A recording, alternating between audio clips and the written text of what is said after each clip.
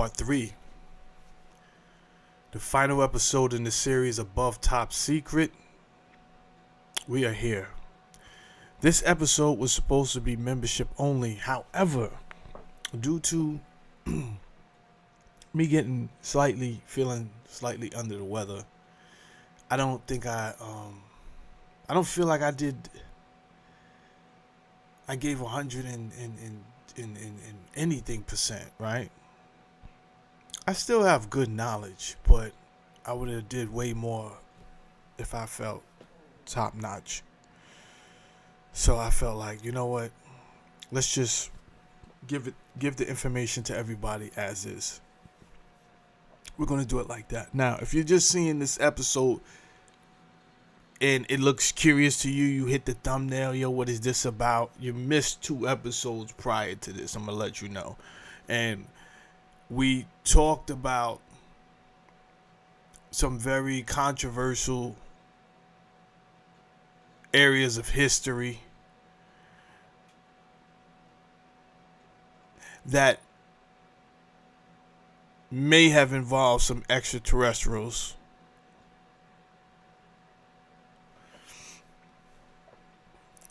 And may have inspired other nations to strive for first place in technology and science, amongst other things, right? So we dealt with Germany, Hitler, the Nazis, what inspired them in the first episode. Second episode, we kind of moved to Antarctica. What's going on there? What could have been going on there? All the conspiracies involving the underground caverns and communities. We spoke about all of these things before this episode, so you really are missing a lot if you don't go back and see those episodes. However, we're coming to the end of this here year, 2025.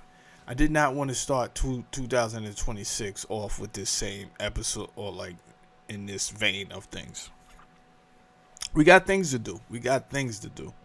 So I said, let's just get the information out there. All right, let's do some slight house cleaning. Shout out to Uncle Andy, who was in the building. Cute Mia Bunny is in the house. Angie hit me up and was like, yo, what's up with this last episode? I'm trying to get this knowledge. And that's what made me I should really thank Angie, because I was tired. My wife had to take care of me last night. She did an amazing job.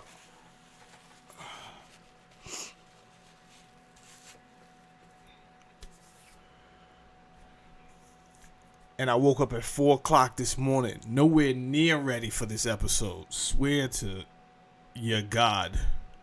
Nowhere near ready for this episode. In fact, I was definitely questioning, like, yo, what am I going to do? And I'm going to tell you why I was questioning.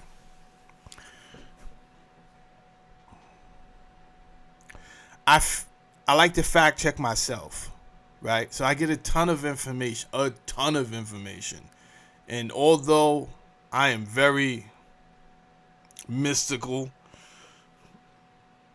I've obviously dealt with the esoteric knowledge. You know what I'm saying? Like, for years, you guys know this. But that doesn't mean I'm just going to get up here willy-nilly and give you rhetoric. Like, even if I believe the rhetoric, I have a little bit of sense to know, all right, this has to be substantiated somewhere. And if the author is too far off the rails, I can't even mention you. You see, I could mention David Icke. Why? Because I've studied this guy for, I would say, over 20 years, but I've also studied what he said before I even came back at you. It was like, yo, David Icke said this, right? And then there's a ton of stuff I probably won't tell you that David Icke said, because you're not ready. I may believe it, but this is what I do.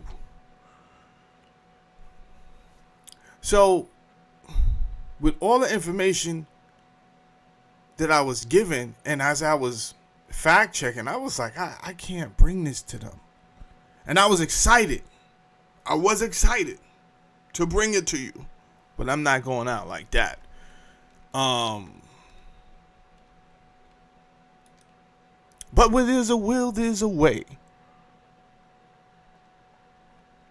So I laid back down, and then usually, remember I said 4 in the morning?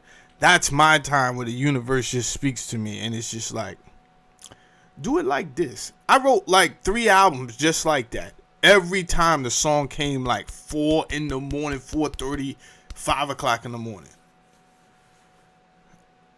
I just learned to lay down, not think about nothing. I wouldn't even think about no lyrics, no nothing. I just lay down. And then it would just come to me. I would have the nature of the song. Sometimes I wouldn't even have that. And then the song, everything would just come to me. And today is no different. So, Above Top Secret, Mystery of American Majestic 12. We could do it like that. I feel okay doing it like that. Right? There was conspiracy around something called Majestic 12. Well, let's just start there. And I'm going to tell you something. That was a placeholder. So that wasn't even supposed to be there, the Majestic 12. I just needed something to hold the place until I finished the rest of the slides. However, it was really supposed to be, I think, intelligence, science, and power structure, right? That's what it was supposed to be. But let's get busy. Let me start off like this. As much as I wanted to talk about so much, I couldn't find any official government confirmation in the slightest bit, right? Anything, I couldn't even, some of these things, I don't know if they scraped the internet. I don't know if it was ever there. I'm going to be honest with you, right? But some of the things I was going back to look at, like, yo, I'll just throw that in there. And I was like, no, you won't throw that in there because you can't find no evidence of this ever existing. I'm like, damn.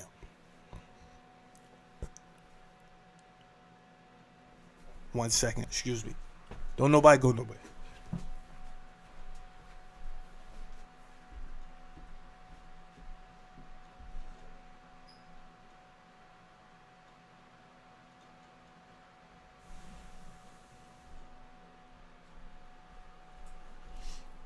All right. Cool. I apologize for that. But if it's breaking up, I don't want to swallow it because I'm trying to get better.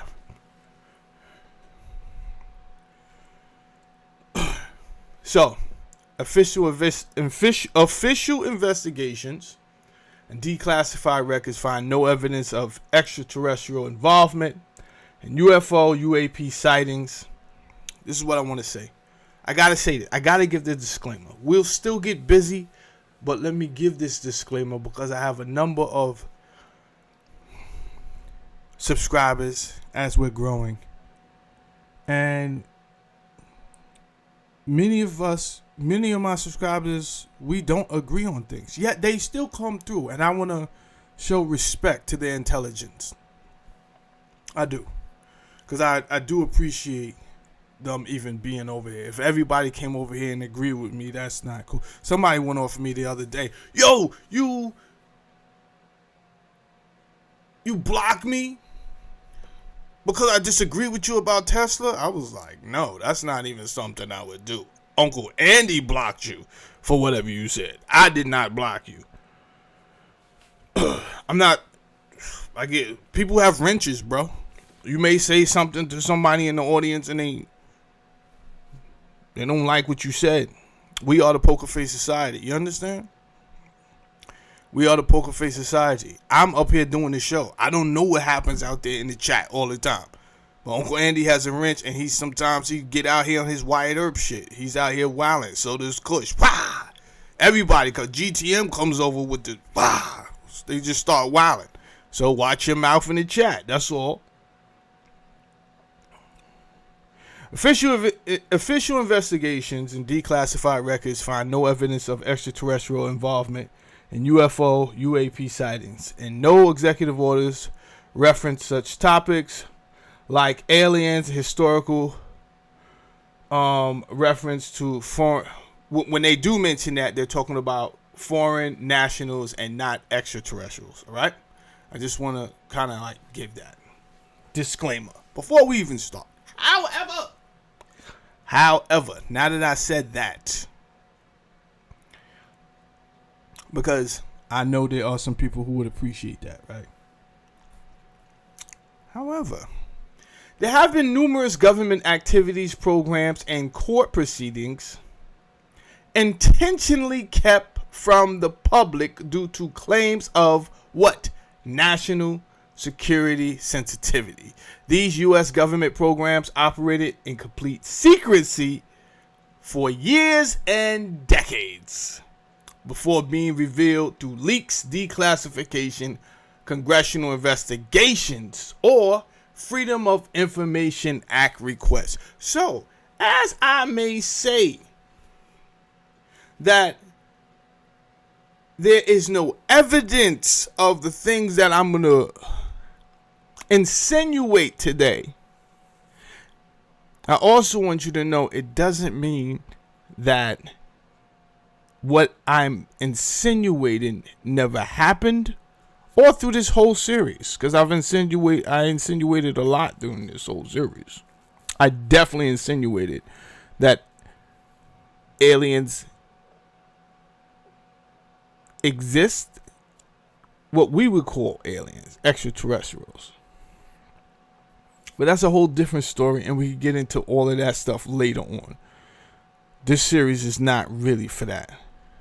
I just want to bring home this last episode. But if we're being totally honest, it does say right in the Bible, it talks about the alien life. Right in Genesis, the first chapter, off the bat, they start off with aliens. Off the bat.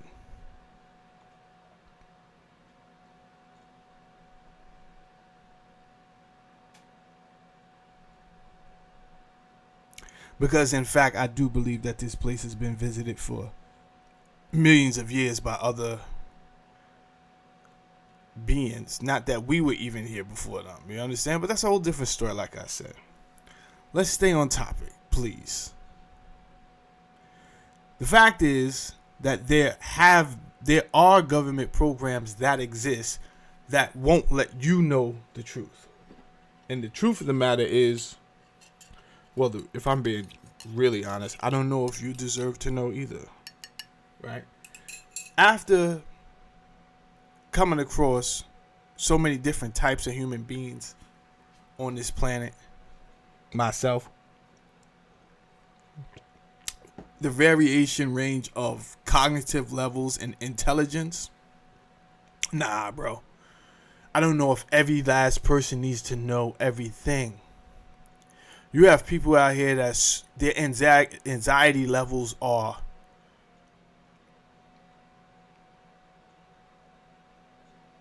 maxed out. You understand? Just the mere fact that men and women are built so differently, right? Men usually try to keep it cool, think things out rationally before they just bust a move. And then there's women who just straight panic mode immediately. What are we gonna do? Yo, easy, Nastar. Don't move. Nobody move. Nobody get hurt. Think things over. Don't nobody get pissed. I'm not looking at the chat yet. Some people get pissed. They come in. Yo, you're not looking at my comments. Yo, bro, I'm trying to run a show, so I didn't even see your comment yet. We will get to your comments, though.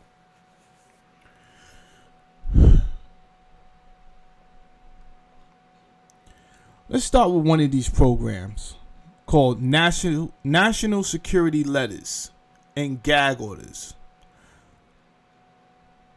Under laws like the Patriot Act 2001 and the Electronic Communications Privacy Act, ECPA 1986, the FBI and other agencies can issue NSLs, national security letters, to demand records, phone metadata, financial data, emails, without a warrant or judicial oversight, and national security probes. Over 300,000 national security letters have been issued since 9/11, often with indefinite gag orders preventing companies from notifying users or the public. For instance, Microsoft challenged gag orders in 2016, revealing they affected 2/3 of requests indefinitely. So, again, I'm just bringing these things up for the people that may not know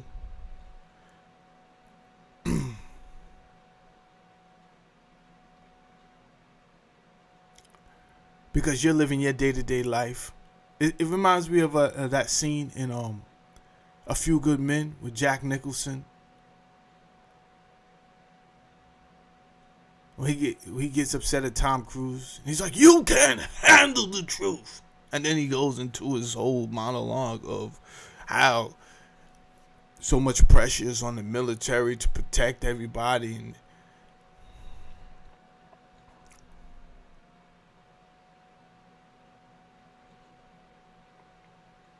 I think my biggest problem with that is the fact that all of these agencies are working autonomously and none of it seems to be streamlined, which leads people to these power structures to like morph into something. These departments to morph into power structures. You understand? And I think it's dangerous, and I do think they need to work together probably more. But when they end up working together more, as we will see in today's show, it gets shrouded in secrecy, right? So if the science community is given a certain prestige, just for instance, let's take the the virologist director that we just had. He had a lot of power. Actually, he was the highest paid government official in the United States. He had a lot of power. If you ask me, too much. But hey, nonetheless, what did we learn from that? Well, what I got from that was, even though the president asked him to stop practicing gain of function science on U.S. soil, it was kind of, what I got from that was a little wink and like, I don't want the accountability of knowing anything, right? So if you decide to do this somewhere else, I don't want to know about it. When someone says something like that, that's implied that you're okay with me doing it somewhere else as long as it's not here, and you never said for me not to use the national funds to go do such a thing. The ability, you think I could just pop up in China and start practicing dangerous science? The answer is no, before you even take too long to think about it. The answer is no. I can't just pop up in China and start practicing dangerous science. It's not going to happen. So you have to have some level of political power, is what I'm saying. So the military is not the only one with political power. You have all type of scientists and academic professors who are held in high esteem to the equivalent of a general. And across all the prominent industries, there lies an individual like this. Outside of national security letters, what else do we have going on? Classification system. Executive Order 13526, issued in 2009, updating prior orders, so there was orders before this. This authorizes classifying documents as confidential, secret, or top secret if their release could reasonably be expected to cause damage to national security. Now, the problem with that sentence, and from what I've heard other people say who work for the government, is imagine there's a bin, and anything you don't want to talk about at the time, anything you may be hiding, you just throw in that bin, knowing that nobody could look in there. They can't look in there.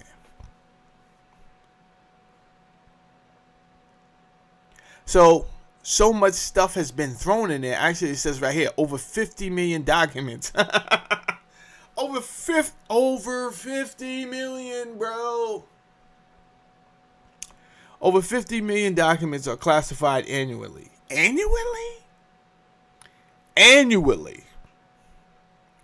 Let's stop right there. First of all, this is a problem.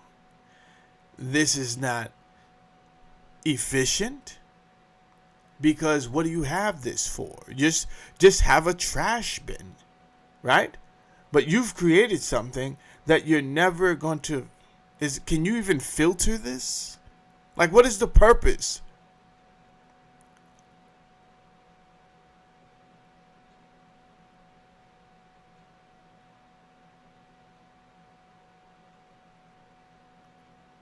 It's like having a pile of clothes. You don't know if the pile of clothes is dirty or too small, right? And you keep on saying, no, we're going to bring it down to the Salvation Army. No, you're not going to. First of all, I'm not going to allow you to bring dirty clothes to the Salvation Army. No, they're going to wash it anyway. What? So you won't even have the decency to wash it before you bring it there? Because you think they're going to wash it? No, I know they're going to wash it anyway. I don't think that's the point. So you definitely have private consultant contractors who probably more or less will get the ability to receive top clearance and be able to handle these documents, but I don't think that's the point. Like, they'll handle it. I don't think that's the point, bro. The point is it should have been organized from the beginning, and at least it shouldn't have been so convoluted, had the ability to be so convoluted with crap. But guess what? That's what you wanted. You never wanted people to really seriously to go through these documents, because that's why they're classified confidential, secret, or top secret. These documents cover everything from intelligence reports to budgets. Oh, this is a problem, United States. This is a problem. Information can stay secret for up to 75 years. 75 years or longer, with automatic declassification rare.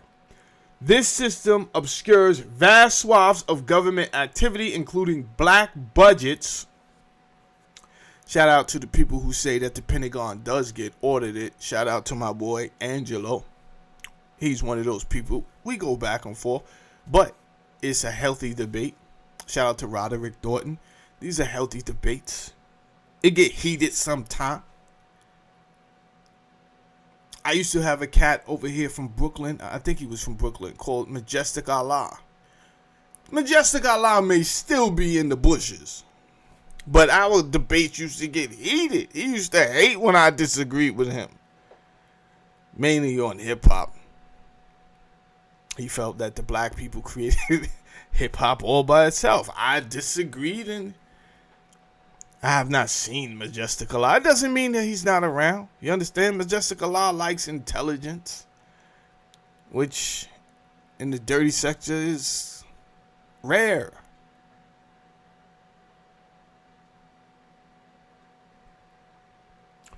This system obscures vast swaths of government activity, including black budgets.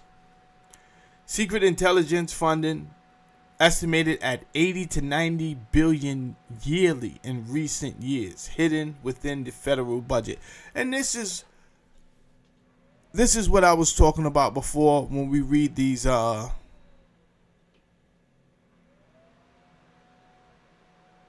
it freezing? I'm not even looking at the chat. I'll look at the chat in a second. When we look at these infrastructure bills, anytime an infrastructure bill comes out, you better look at it. I'm talking about everybody. Everybody look at it. Take the time one Saturday when your day off. You understand? After you done got your bagel and cream cheese and coffee and all that. Or your trees. I don't know what you do. I don't know what you into.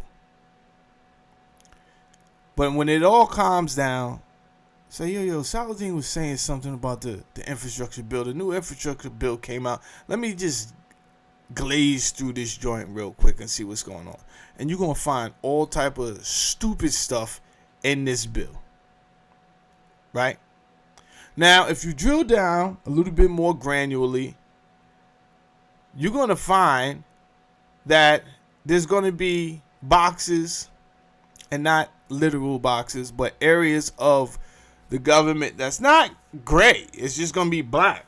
It's going to say other. Oh, they love the word other.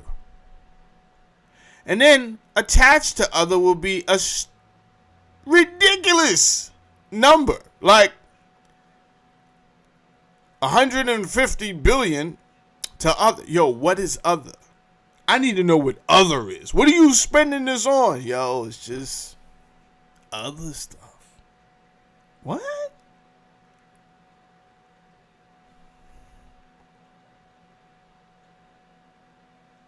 This other stuff. I can't tell you. Right? So, I say this to say, whatever I do say about extraterrestrial life, right? Whatever did happen in Roswell. If some of you say, well, the government said that it never happened, and actually, there's no proof. Well, there's no proof.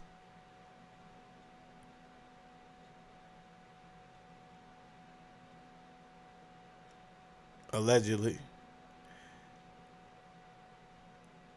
It wasn't any proof that Trump was so involved with Jeffrey Epstein. There's still no proof of some politicians being involved with Jeffrey Epstein. They threw who they wanted to throw under the bus, right? They threw a lot of black people under the bus. Hakeem Jeffries. Oh, they threw Hakeem right out there. They was loving Hakeem just a second ago. It was all good just a week ago. All good just a week ago. Then, when they needed some people to throw out put out there on Front Street, why you see your man Hakeem Jeffries hugged up with Epstein, boy? That was a bad look. I said, oh, you out here, you was tripping. Huh? I said, yo, they tried all they could. They say, yo, we even allegedly took out Charlie Kirk. We just wanted the conversation to stop. Took out Charlie Kirk, tried to make him a national hero for doing diddly squat, for talking. Yo, going to war for the United States, right? Coming back maimed, shrapnel all in your body, missing limbs is not the same as getting on a microphone, surrounded by security guards, with your metrosexual haircut, talking bullshit to college freshmen. It's not the same, You got to rent a wife. We don't know where. I know where you found your wife, but none of that shit makes sense. You try to make this guy a national hero? And then you really got jackasses out here. Yo, Charlie Kirk was an American. He wasn't a fucking American hero. He had the nerve to say what you wanted to say and didn't say. So just say this shit. Who the fuck said you couldn't say it? Huh? What is it that you want to say? You want to say the N-word? Say the N-word. Huh? Nick Fuentes, he want to say the N-word. So he's out here. Oh, I'm a real nigga. Kanye's yo. If you are that infatuated by black people that you would want to incorporate their colloquialisms into your life to make you seem more outrageous, to give you some pizzazz, do what you need to do, bro. Huh? Who's the other white girl? Lily something. I don't know her last name. I did a couple of videos on it. I was only really trolling. But she did blackface. All of these people, they claim to hate black people.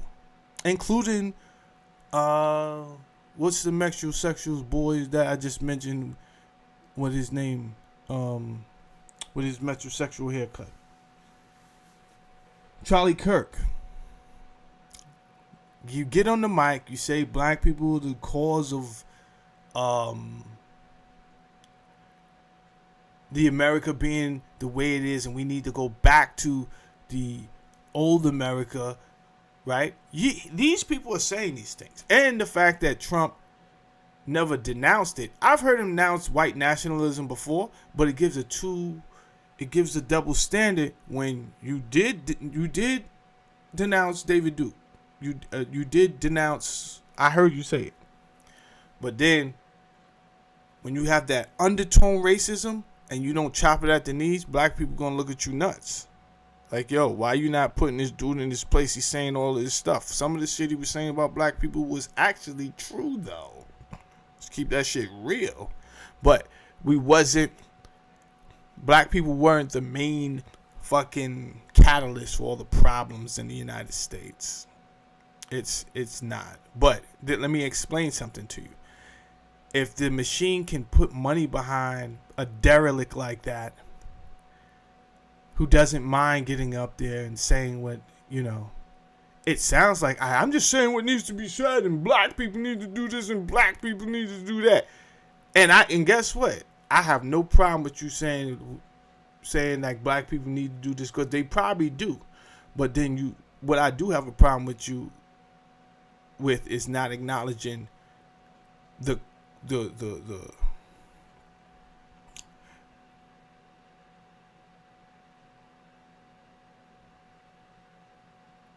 accountability that the United States has on helping create that type of behavior for black people. And there's a lot of accountability that they should be involved in. And when anybody on this planet, white people, black, anybody doesn't want to acknowledge that, then I don't acknowledge you, because you're not real to me.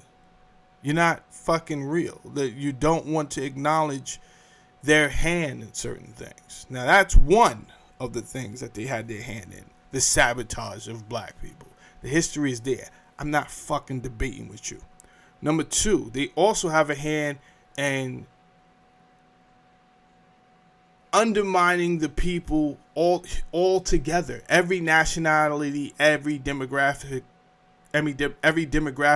subservively. I'm not saying that right. Subservively.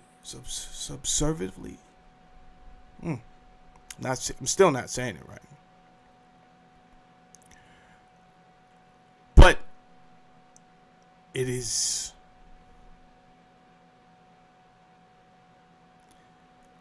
I don't want to say hidden, but it is so.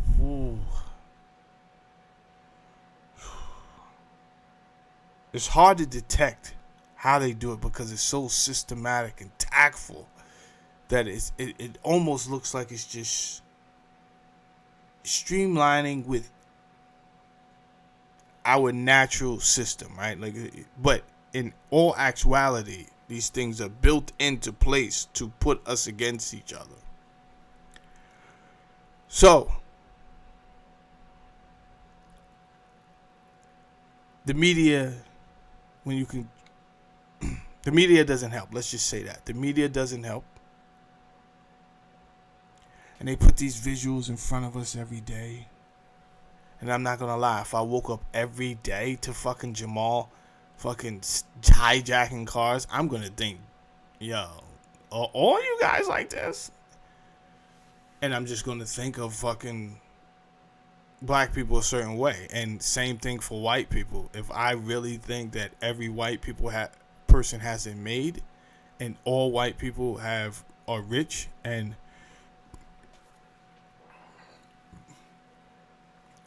they have it better than me, there's going to be resentment that builds up.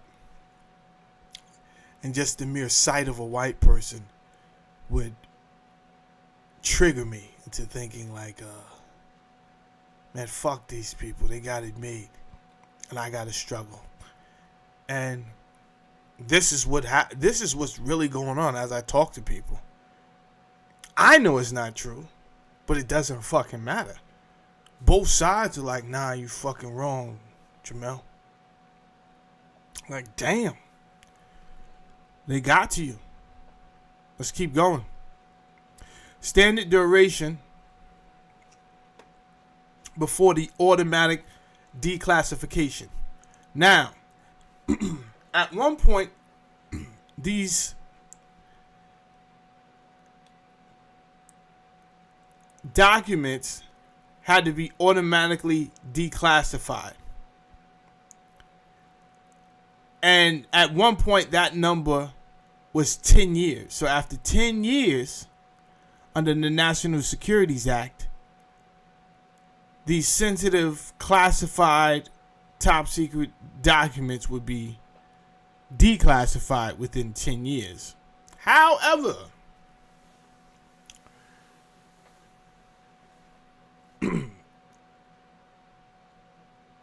this rule was changed,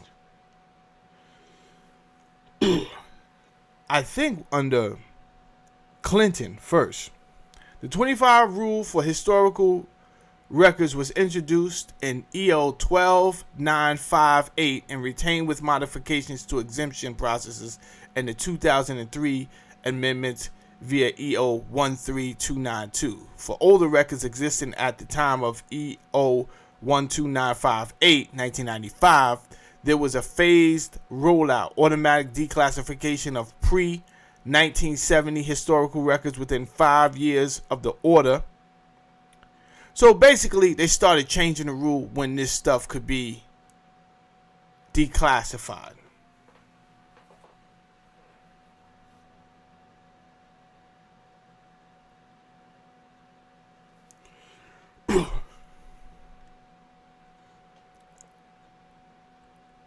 We'll get into the Majestic 12 now for a couple reasons. Today's show can't be that long. But the first thing I wanted to do was point out that we have programs. Give me a second again. One more second.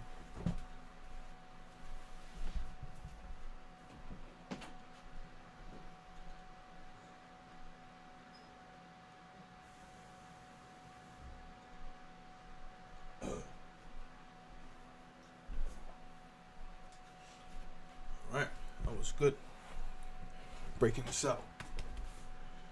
We have programs that intentionally block you from knowing not just people, damn it, not just departments.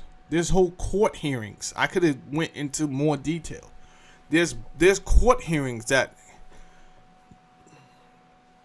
take place that's not privy to the public at all. You won't know nothing about none of this that goes on. So when we talk about a shadow government, it's not so much a shadow. I mean, there is shadow government, don't get me wrong, but these procedures aren't necessarily a shadow government. It's the actual government. They just have the legal ability to keep things obscure from you in the name of national security. And again, I want to drive home. If they have that ability, what makes you think that you would be able to ask them, hey, do aliens exist? And they would say, yeah, aliens exist in blah, blah, blah. Yeah, there's like minimum 15 different types of aliens down here right now amongst us that are in academia. What makes you think they would say this to you if it was true? If it was true.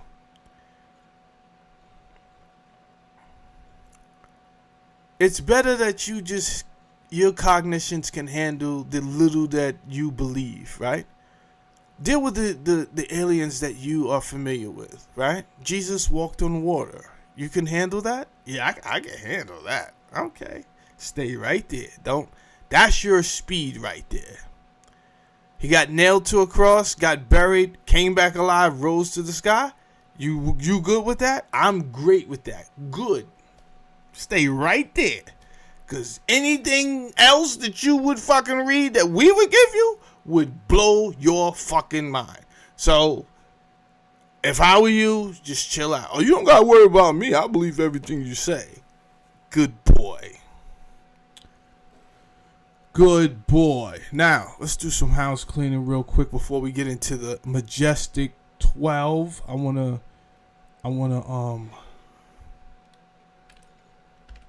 see who's in the house this morning.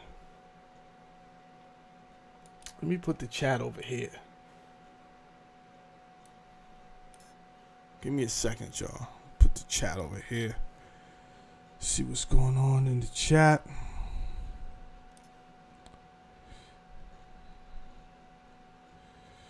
All right, Dark Mania. You're gone. You're out of here, Dark Mania. From the channel. You're done. Thank you. We got Uncle Andy in the building with his notebook.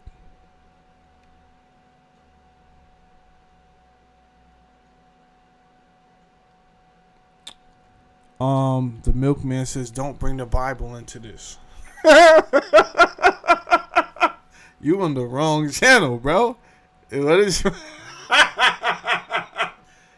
What? What am I insinuating? Yo, bro, you on the wrong channel to be a Bible thumper. This is not a channel for Bible thumpers, mainly because I don't think you should be here. You would learn too much and it would fuck your life up. So it's best that you unsubscribe from this channel if you did subscribe and go somewhere else. Respectfully. Because if you stay, it's like getting a red pill, my boy. I would teach you too much and you would learn too much, and then your mother would be so disgusted with you because you wouldn't be able to help but change. So yeah, go. There's a lot of channels, like over 1 million channels. Go fuck with them, bro. It's not over here. Wax Dog was good, bro. Top of it, beloved. Wax Dog is in the building. I was thinking about Wax Dog the other day. I'll be seeing him on Instagram and all that.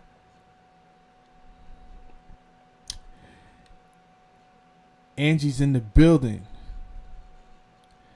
No, Angie. Everything is good. I didn't really get started yet. All I did was give a disclaimer. I didn't get started on the MG12 yet. None of that. Had to give the disclaimer about the Majestic 12 because the Majestic 12 never really existed. So I had to go ahead and give that little disclaimer about national security and about things that never really existed. That whole thing there. So everybody's good. Now, we kicked out Dark Mania.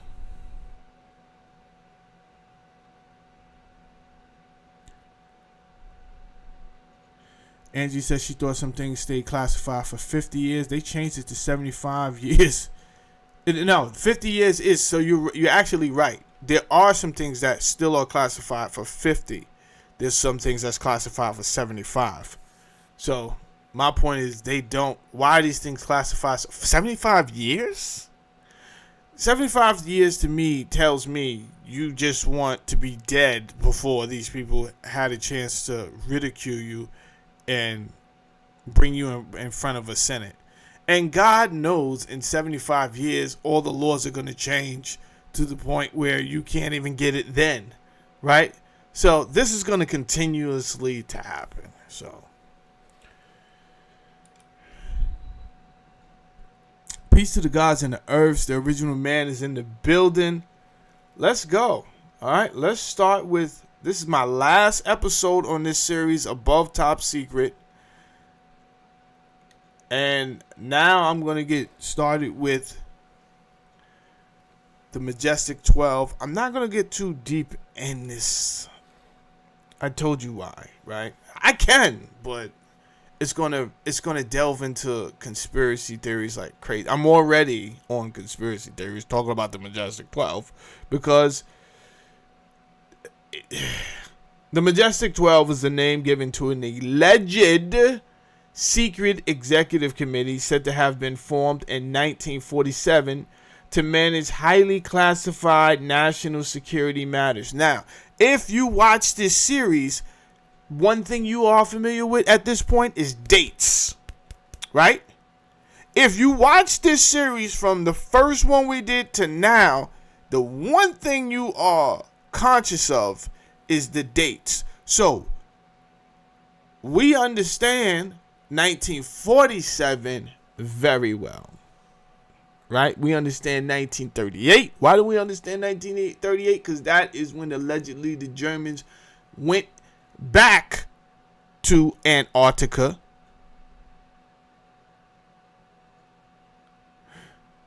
to set up bases. They had been there previously before 1938 twice for 2 years. Once in 1901 to 1903 and the second time 1911 to 1913.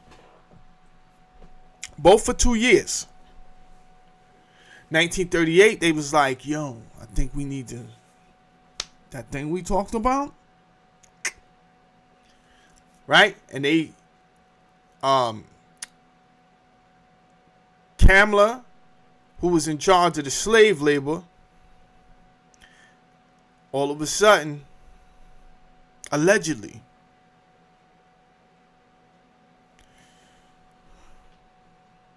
what we heard is that maybe some of the slaves were taken over there to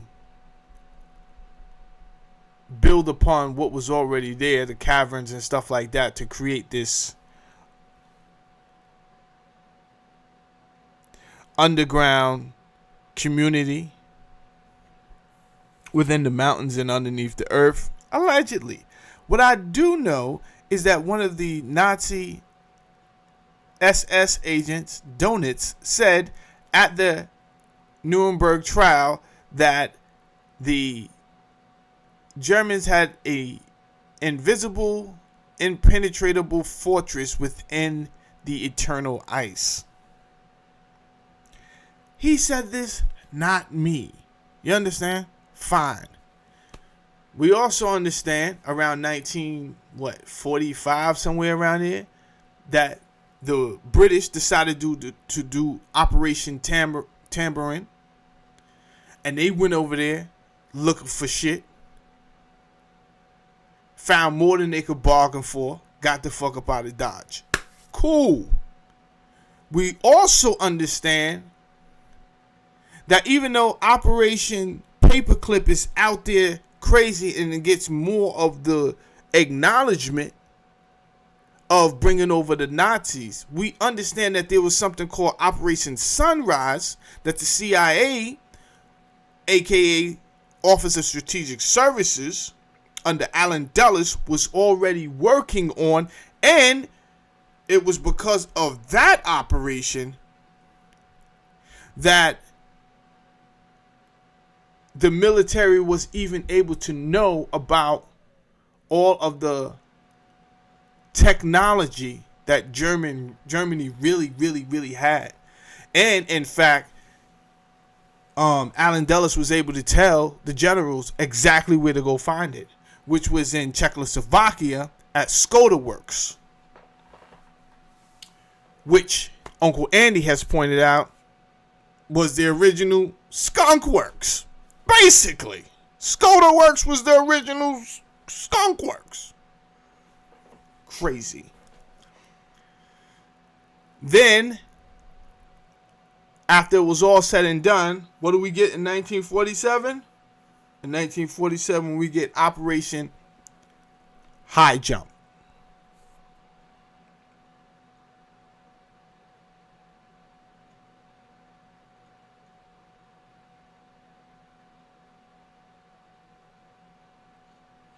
So, for this alleged committee to have been allegedly formed in 1947 is no surprise to us.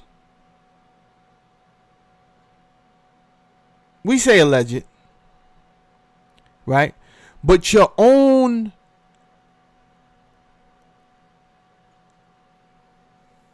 logic and reason will tell you if it's true or not. Just because the government said it never happened don't mean it never happened, right? Check this out. And so we so glad that this happened right now, where Kash Patel and Dan Bongino, before they was cherry picked to be in Trump's cabinet, they was all saying the same shit. Yo, show the files. Release the files. You're gonna find shit in the files. Trump did one of the smartest things in the world. He said, yo, just put them on the team. Putting them on the team, it puts them in a position now where they have to, like, decide, do I want to throw my earthly life away, right? If I leave here, if I just get thug life tatted on my belly right now and get on some other shit, am I going to be able to do a podcast later, or am I going to be blackballed, right? Am I going to be able to provide for my family, or are they going to make it hard for me? Or should I just play along with this? Because Dan Bongino was like, yo, I'm out of, it was all type of rumors. I'm fucking quitting.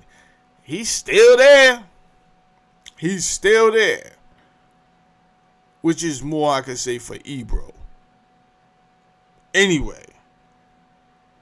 He's still there. I'm still alive. I'm still alive. Huh? These are the same people that told you, yo, we're going to release the files. These are the same people that said, yo, the files are sitting on my desk. Then these same people that came back and said, nothing's there. Nothing's in the file.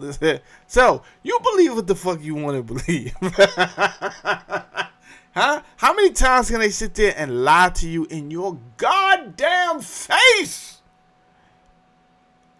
And then you tell me about a conspiracy theory. You know what I'm saying? You talking about conspiracy theory stuff. All of this stuff is fringe. It's never been proven. Alright. Keep it up with your silly shit. Anyway, the claim that the Majestic 12 exists comes from documents that surfaced in the 1980s. But again, none of this stuff was officially released by the government. However, there are 12 names that appear in the documents. And those are the names I want to talk about, because those names truly do exist. They were actual people. And they were at the center of U.S. military, intelligence, and scientific power. So, rather than dealing with, did the MJ-12 exist? Let's just look at the people who they say was on this motherfucking list. These names cluster around 1946 to 1952. Okay. We seeing the timeline again of why the timeline is very important, because it kind of shows us knowing the history, because we watched the 2 episodes previous to me doing this. That World War II had just ended. Nazi Germany collapsed. The Soviet Union emerged as a rival. Why did the Soviet Union emerge as a rival? You will find that out, I think, in episode 2. Yeah, in episode 2. Which was about Antarctica, right? So I'll give you a brief breaking down of it. They were called the Allied Powers. Great Britain, United States, and USSR, right? For whatever reason, Hitler's out here on this stupid shit. He wants to go against everybody. He wants all the smoke. We call that crashing out, because you can't even win, my boy. So obviously you a crash. He crashed, right? He wants all the smoke. Yo, fuck your moms. He just crashes out. All of them, they get together. But it's not impromptu.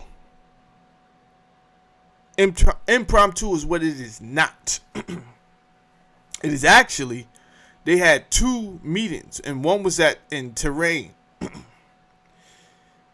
And they say, yo, so we gonna do this together, and it's gonna be transparent, and nobody's gonna work out a deal with Germany? And all 3 of them said nobody's going to work out a deal with Germany. And the United States said, Scouts, I'm not working out shit with Germany. And, of course, the United States definitely worked out some shit with Germany. But so did fucking Britain. They both violated and wanted to keep shit in the dark, right? So what Britain did is they tried to get out to Antarctica first. On some of you, we going to get out there. We heard they out there. We won't get out there. But when they got out there, they got their ass handed to them by something. We don't know what the fuck they got their ass handed to them by. We don't believe it was just German human beings. But nonetheless, they wasn't in a rush to stay out there. Right? And it wasn't because of the ice, and it wasn't because of the cold. Now, Alan Dulles, he had been working with I think his name was Karl Wolff,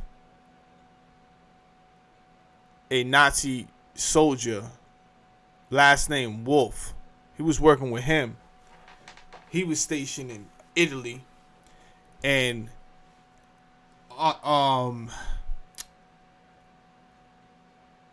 Dulles was stationed in Sweden. And he's talking to him about, yo, just bring yourself in. You can't win, bro. So he's trying to work out a deal of immunity and all this other stuff, and he works it out. And I'm assuming that he told them everything that was going on, including the shit they had going on over there in Antarctica. They told them everything.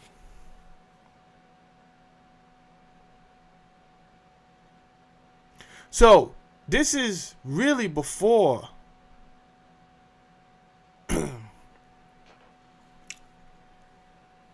or simultaneously when we started getting visitors, because we started getting, allegedly, let me say allegedly, the United States was getting acknowledged visitors from other planets way before Roswell.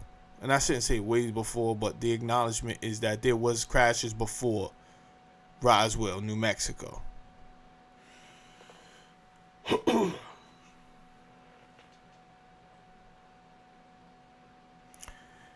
So by the time Roswell, New Mexico happened, they had already had a protocol of what to actually do in case of events like this. Now, this is why I say I could have got the names of certain reporters at the time, but again, I fell sick, and I put a lot of work into this research, and I just couldn't get it all done, and I'm not gonna have enough time to get it done by the New Year's. We're already on the 19th. I'm not gonna be able to do it. I can bring up, I could do a separate show after this series where we talk about some of these independent reporters who give a totally different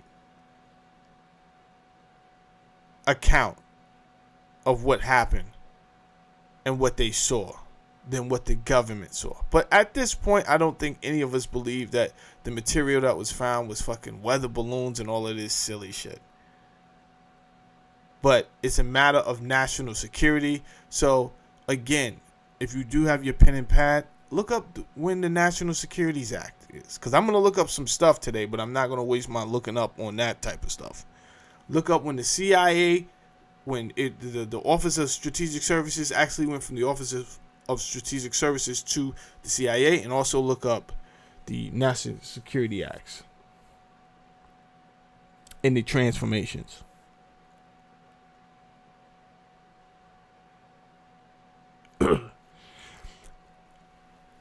So we already know that long-range aviation rockets and all of the V-series and all that stuff was found. Most of the stuff, the blueprints and the notes were found at Skoda Works. Right?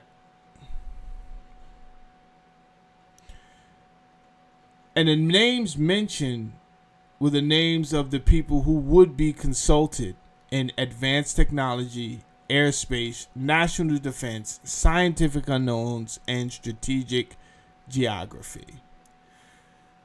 The 4 areas of power structures they represent was 1, intelligence and national security.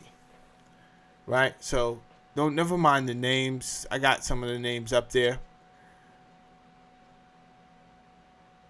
But these men shaped what we would now know today as the CIA, Central Intelligence Agency, intelligence oversight, threat assessments. They decide what information was public, what stayed classified, and what mattered strategically. So, again, I just want to open up your mind, because there's some things that may leak out to the public, and then you're like, yo, yeah, but nobody ever said that was true. And if you don't have the discernment, I mean, there was some people who argue with me adamantly about the efficacy of the solutions for what we just went through in 2020. And when I mention don't do it. Why? Quality assurance says that they need to do 10-year testing. Allegedly, they out of their own volition, they have not done 10 years of testing, and it seems very spontaneous for some of these solutions. Even with the 10-year of quality assurance and testing, they still mess up, and they have to repurpose the license for something else. Right? So if they're doing that with 10 years of testing, what are they going to do with impromptu? Even though now we know it wasn't impromptu and they had full knowledge that this was coming down the pipeline, they still messed up. Or did they? Or did they accomplish exactly what they wanted to accomplish, right? One of my friend's mothers just passed away. She caught the turbo cancer. I asked, yo, did she get the solution? He said she had to. She worked in the hospital as a nurse. He said, yo, this came out of nowhere. She just caught cancer and like that, caught cancer and died. Boom. And when he said it, I automatically knew. I said, that's the turbo cancer they talking about, bro. So my question again, because here's the thing, stop taking up for them. They lied from the beginning, Jack. Right? We see clearly how Fauci is scrambling around in the emails. How Christian Anderson, he went and said, yo, this does not look naturally evolutionary. But it does look like it's from a lab. So hindsight is 2020. If you can't see that by now, then you just want to be willingly ignorant. And probably my show is no place for the willingly ignorant. So you might want to go somewhere else.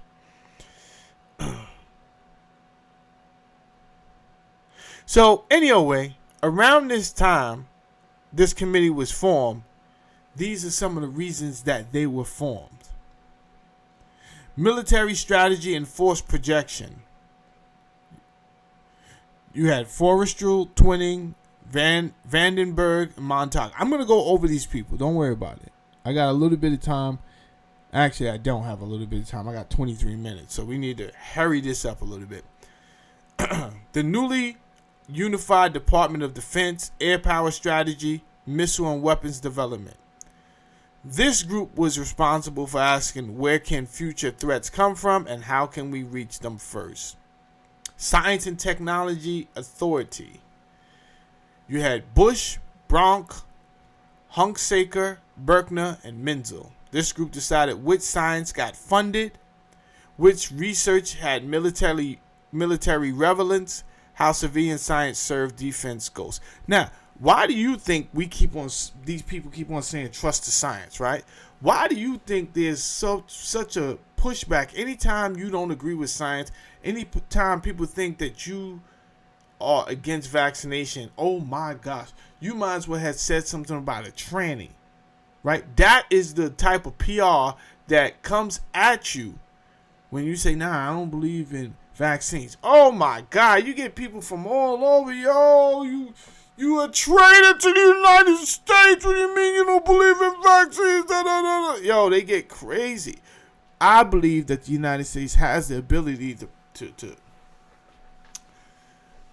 create these think tanks to help brainwash the people, right? Because I also believe, I have to say that, my opinion, I think I'm still allowed to say that in America.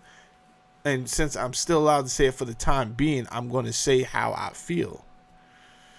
Now, I'm not saying this is true, because YouTube will take your channel for saying some shit without acknowledging if it was just alleged or if this is your opinion. It is of my opinion that if you have groups like this, and it is of my opinion that obviously I don't think that every humanoid person down here we are all the same humanoid. I strongly believe that many of us are not just from extraterrestrial places from the past, but in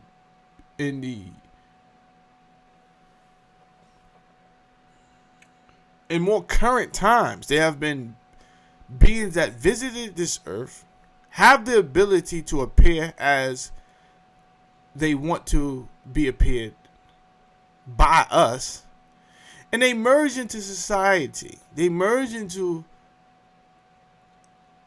the population, and we cannot tell the difference. And these people, they obviously are superior, right? So you would probably not find these type of people bagging your groceries at the Food Lion, huh? Making a panini at wherever you get your paninis from.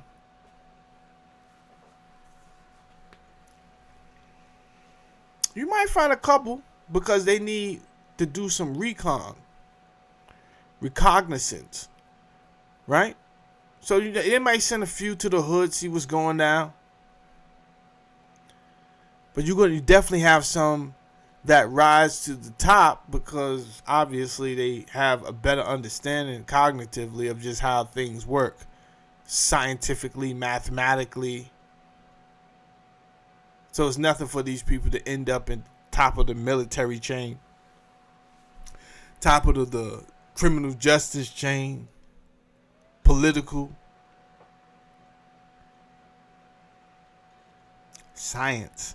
Now when it comes to science, if these people see the Homo sapien down here as a android body to just be told, do this, do that, do this,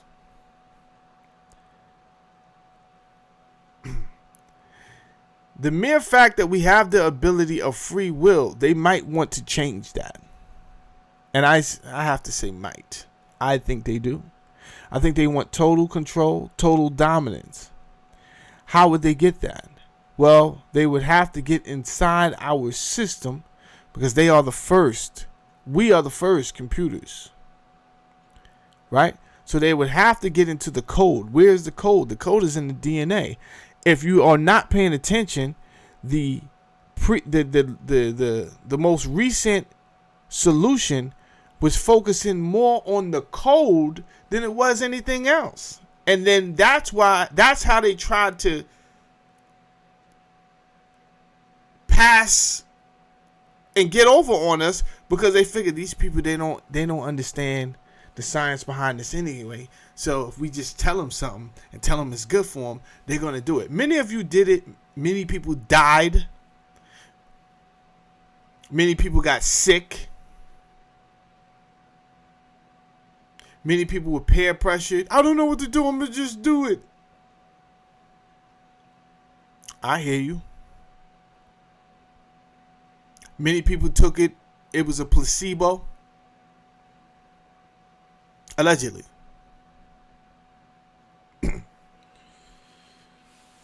Said nothing happened to me. I'm good.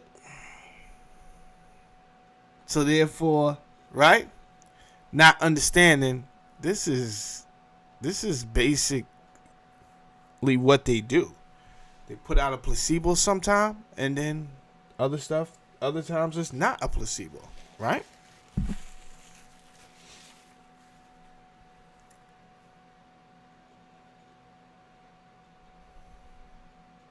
Just for confusion, just for group A and group B, right?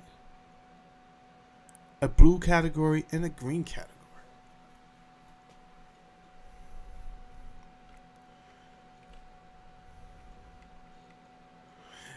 Geopolitical and global planning. These were the categories that these men that I'm about to mention were a part of and in charge of. Now here's the names. And I guess we can look them up one by one.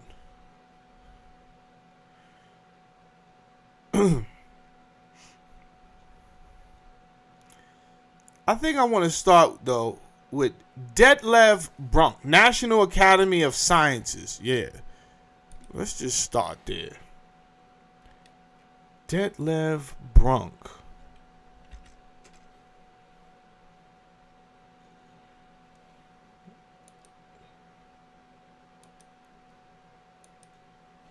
This one, he's hold on. I'm going to do some house cleaning, then we're going to get into Detlev Brunk. Do some house cleaning here. Shout out to everybody on the show this morning. Don't forget to subscribe to the channel.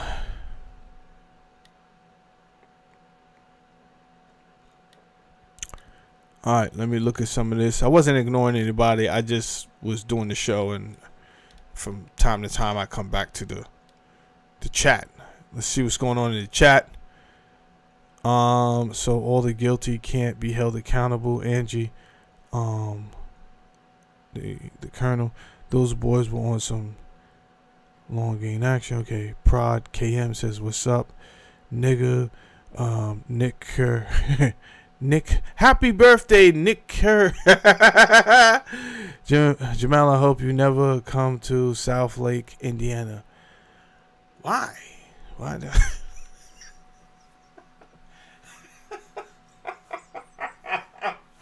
Yo, the threats I get are crazy, bro.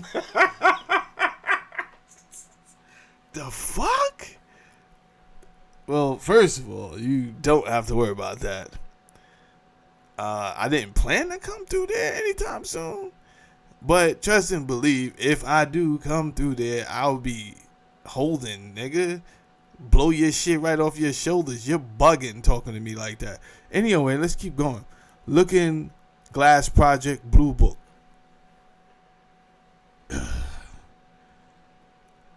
Yeah, yeah. Let's keep going. Yeah, everybody want to see the file. It's on my desk. Yeah. It's only when someone else says it. Yep. Robert Maxwell. Yep. Wishing peace and blessings to all the Poker Face Society. Feel better and catch up. Okay. I think Uncle Andy had to go. Did he? Oh no, he was just wishing everybody. Okay. Angie. It's also interest to know that there are some small military air bases in some of the areas of the country that most people aren't even aware of. Truth, Angie. I've lived near one. Nobody local has ever met anyone from that place. Facts. Long Dixon says, yo, these names are crazy. Yo. Long Dixon says, cancer comes out of nowhere. That's how it works.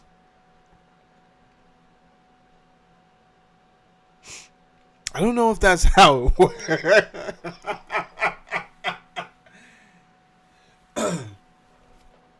I don't know if that's how it works. Long Dixon. The multiplication of cells has to, right?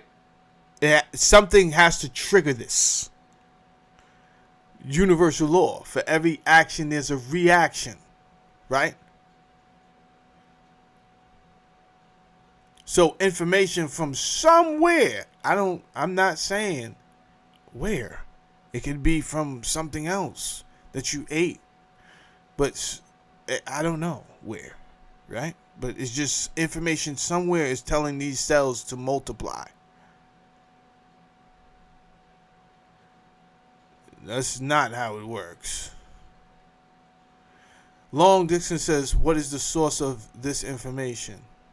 Oh, you missed. You got to come at the beginning of the show, bro. I already did all that disclaimer stuff. So because of people like you, I know someone like you is going to come over and start talking about what's the source of this information shit, right? But I took care of that, like the scholar I am, and what I was supposed to do. I took care of that at the beginning of the show, so I don't need to acknowledge that now. Now you need to go watch the beginning of the show and see how I just took care of all of that off the rip. Now, anything else you want to know about these people that I didn't say was the Majestic 12, because I already told you the Majestic 12 is alleged. What the fuck source information I need to have for something that's alleged?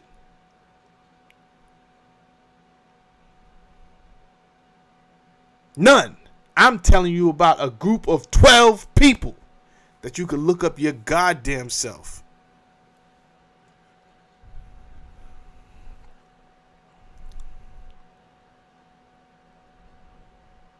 Thank you, Uncle Andy. Uncle Andy said that. Thank you. 18JT says, what you think about the 3-eye atlas?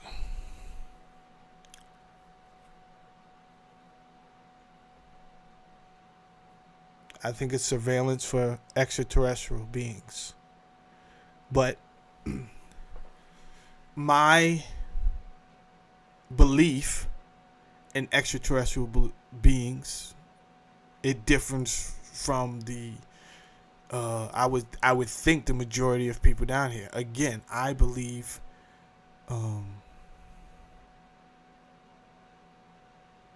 this planet has been a hot spot for many different type of species, and they for probably millions of years.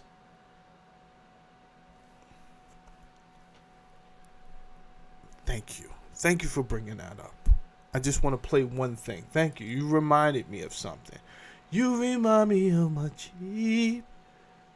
You don't remind me of my Jeep, but I was watching Tucker Carlson last night. Thank you.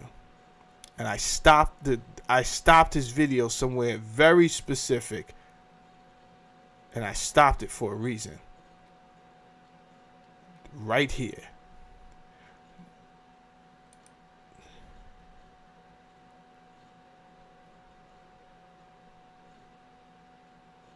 They're gonna play commercials, aren't you? Aren't you? Yep. Don't worry. I got those commercials right up out of here for y'all. Got them right up out of here for y'all. Give me a second. I don't really like using. Give me a second. Hold on. Come on. Skip this.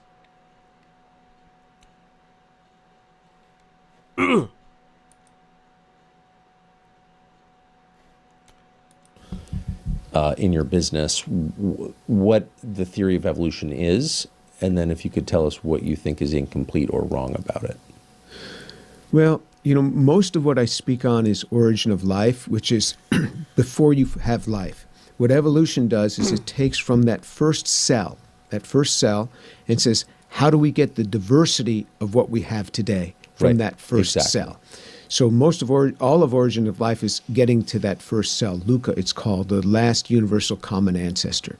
So that cell, which happened to be the progenitor of all life. And that cell then modified into the diversity of life that you see today. That's what evolution tries to do. Adapting to its physical environment, right? Adapts to its physical environment, yes. And so to do that, it's a huge leap to have that cell go into the diversity of what we have. Now you talk about the evolution. The definition of evolution is constantly evolving. It's constantly changing. So what I grew up on was that it was natural selection and random mutation. Exactly. Random mutation, natural selection. That's what a lot of us grew up on.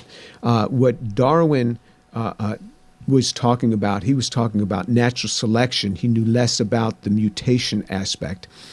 And then the mutation and natural selection is what pull this forward. So natural mutation is, as I understand, is the idea that you'll have like an anomaly, and it turns out that anomaly is better suited to the environment, and so that. Hold on, because I don't think that's where I wanted to start. Let me see something here. He said something before that. Genetically engineered. Yeah. It's genetic. Hold on. Where did he say it at? Okay, it was right after cloning. Let me see if this is it right here. Hold on. They tried to sneak another commercial in there on your boy. Not on my watch, Playboy. Start making a superhuman race. I mean, that is deeply concerning to me. It's interesting. You think about this. If you have you can have this fertilized egg, and it seems as if this is life. This egg is now fertilized, and God puts a spirit in this. Now, sometimes this egg will split into two, and now you have identical twins. And if there was a spirit there, it's like God puts another spirit in that other egg as well that is just formed. They just split off this first one, because you get two independent entities that are identical twins, and they each have a spirit, the Spirit of God that He's placed within them, that He's put this spirit within them. They've been made in the image of God. So when you think about it in this context, you see that God seems to put a spirit along with that physical fertilized system. There seems to be a spirit there that He puts along with it. Now, if you have not seen this particular show, this scientist comes in cooking out the gate. I mean, I don't even think Tucker Carlson had a good intro for the dude, and he asked to do one thing, and the dude just went off cooking about science and how the human is put together in ways that I can't even imitate, because I don't have the knowledge he has about our anatomy, straight up. But I had an understanding of everything he was saying. I didn't go to the schools for the amount of time to be able to rattle off these medical terms and this and that. But I was hanging in there. I understood. I comprehended what he was saying. I can't articulate it like him. But what I'm looking for right now, because he's still cooking right now as he's talking. I don't think there was a point where homeboy wasn't cooking. And he's a Christian. Right? But he was still cooking. He starts to talk about a point in history on this planet where he says maybe like 500,000 years ago, all of a sudden you just see life on this planet as the people that we know it by. And he's saying these things, but it also is proving both of our points. It is definitely, everything he said was proving my point that, one, this was a hotbed for different extraterrestrials to come to for whatever reason. In the Bible it says, in the land, in the gold in that land is good. Why did they mention that? Why did they mention onyx and all type of other different materials? And because people were coming here, in my opinion, you had what we call extraterrestrials, which I just think these are different entities, come to this planet. Whether they were here for trading, whether they were here to gather resources and then bounce out again, right? There's so many different planets on this freaking universe. This is just one spot. Just one spot, man. But at some point, somebody had to be like, yo, I think I'm going to just stay here and we're going to populate. Well, we have to create. Being that these are superior beings, and when I say superior mentally and knowledge-wise more than me and you as a Homo sapien. They just are. So maybe they know how to create something, right? Let's just take your God for whatever God you believe in. Whether that God be Allah, whether that God be El, whether that God be Yahweh, whether that God be Jesus Christ. Let's just take all your gods respectfully and say your gods created man with a soul, right? And you agree with that? And for the most part, I agree with that. I just don't believe in your God.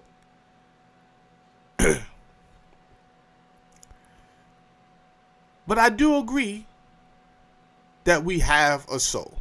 So me and you could agree there. Now, what is that soul material? What is that made of? What is that substance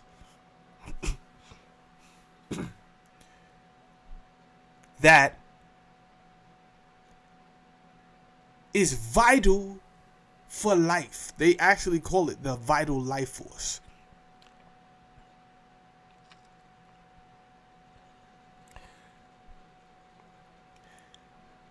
Now, he goes on to say in this video that the people have been trying to create that, but they can't do it. But I believe there were some beings that could, whether it be your God Allah, whether it be your God Jesus, whether it be whoever, Yahweh, I know it wasn't, or was it under a different name?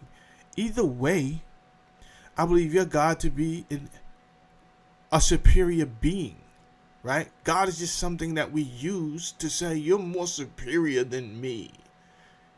Is it the true and one and only God? It's the true and the one and only God that you serve. Why? Because it has more power than me. Obviously, this is a God. Well, many of them had more power than you. What are you talking about? Did it make them the one and true only God?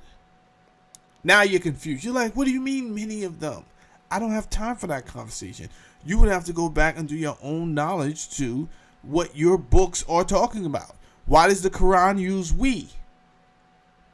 Why does the Bible say let us?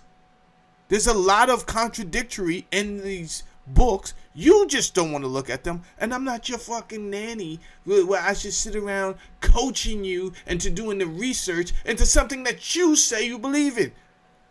You say you believe in it. So if you don't see something weird, anomaly going on, you're not going to look it up? No, sir. Well, then what do you want me to do? Let's keep going. What would he do now that you have a cloned system? My guess is there'll be a spirit along with it. But you talk about things that you can do. So if I could take steroids and be 10% faster than anybody else, I mean, that's a huge advantage. If I could take some sort of drug and be 20% smarter than everybody else, that is a huge advantage. And we would say, that's unfair. We can't have that in sports. We can't have that in competition. But you could do that. You could do that. I mean, you could make things, people, animals that are advanced. It's kind of frightening because what people would do with such a thing. Every technology has advances. People say, aren't you afraid that this technology that you're developing might be used in the wrong way? I say, yeah, certainly I think about it, but all technologies are like that. People are really devious, and we can figure out how to do things and control things and weed out certain people and have others coming forward. So He's in I think it's a danger too. because as the Bible says, Jesus didn't trust anyone. He didn't entrust himself to anyone because he knew what was in all men. Hold on. We're not doing commercials today, God.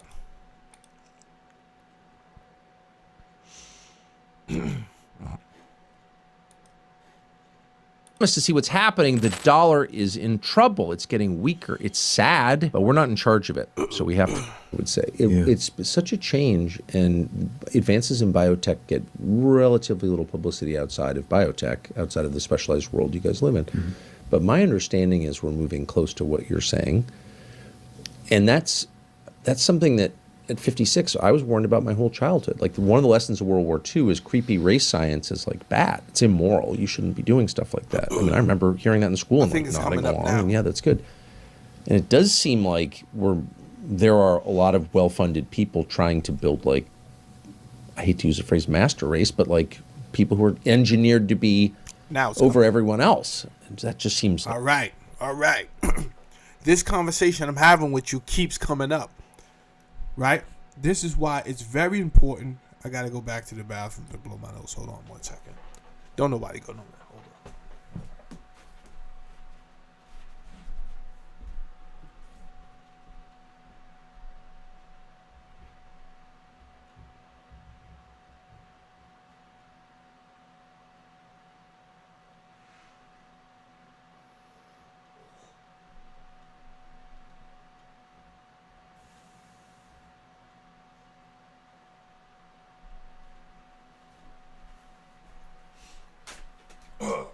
All right. Now,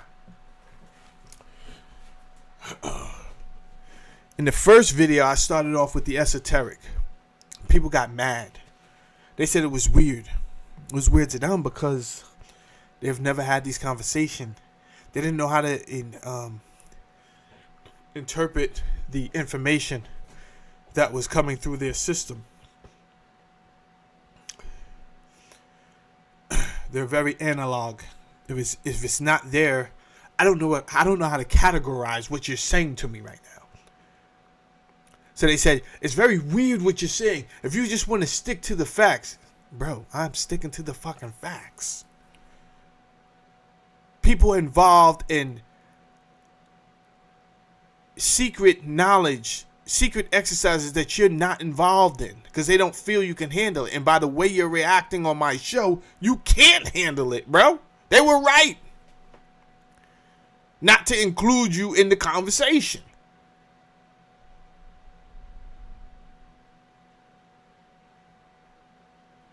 So I educated you guys on the different groups that spawned out of one lady called Helena Blavatsky. Madam Helena Blavatsky.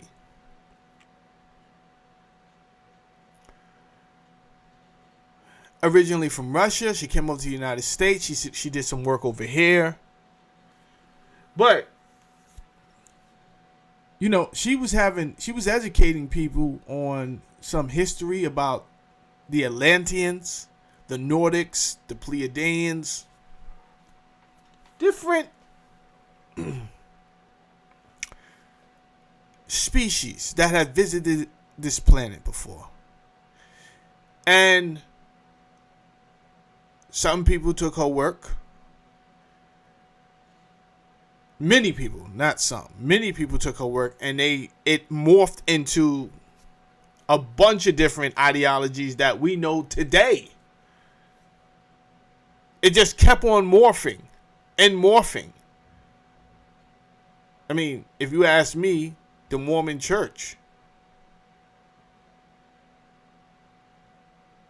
I kind of hear some of that in their doctrine in that too.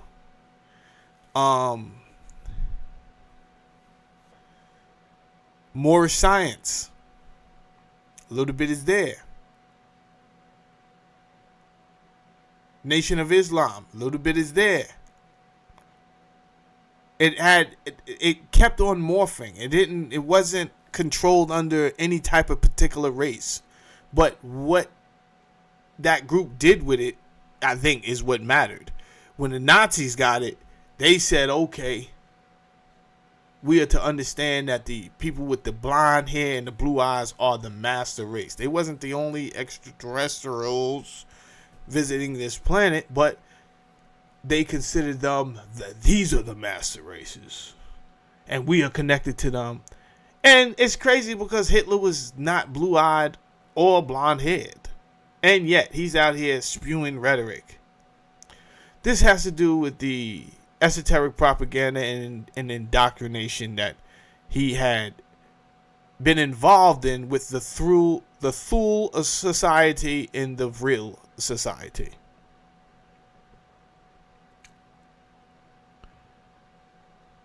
You had people like L. Ron Hubbard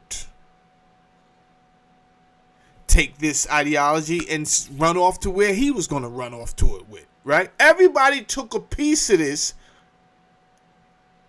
and then created their own little niche community, and most of these communities are thriving today. Even Dr. York was able to make millions before he was sadly taken down and accused of PDF.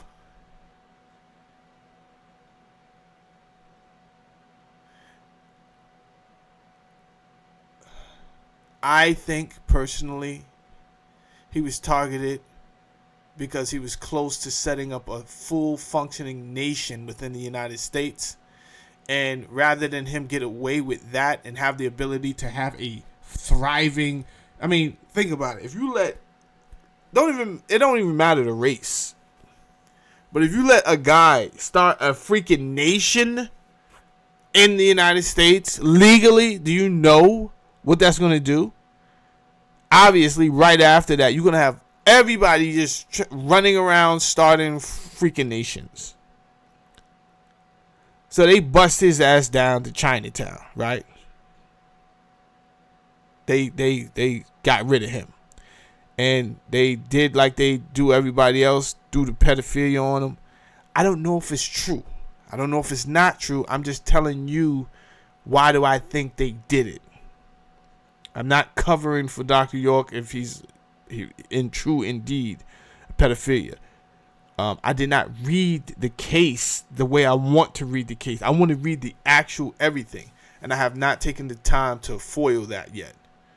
All right, now let's get back to this right here. What Tucker Carlson is getting to right at this moment, because he's mentioning now genetic engineering, right? He's talking about the master race and all of this other stuff. And when does he say this? He's mentioning the lessons of World War II. So he's talking about everything. He's encapsulating everything that I spoke about on the last two videos, because this is the third and last video of this topic. Listen to him closely.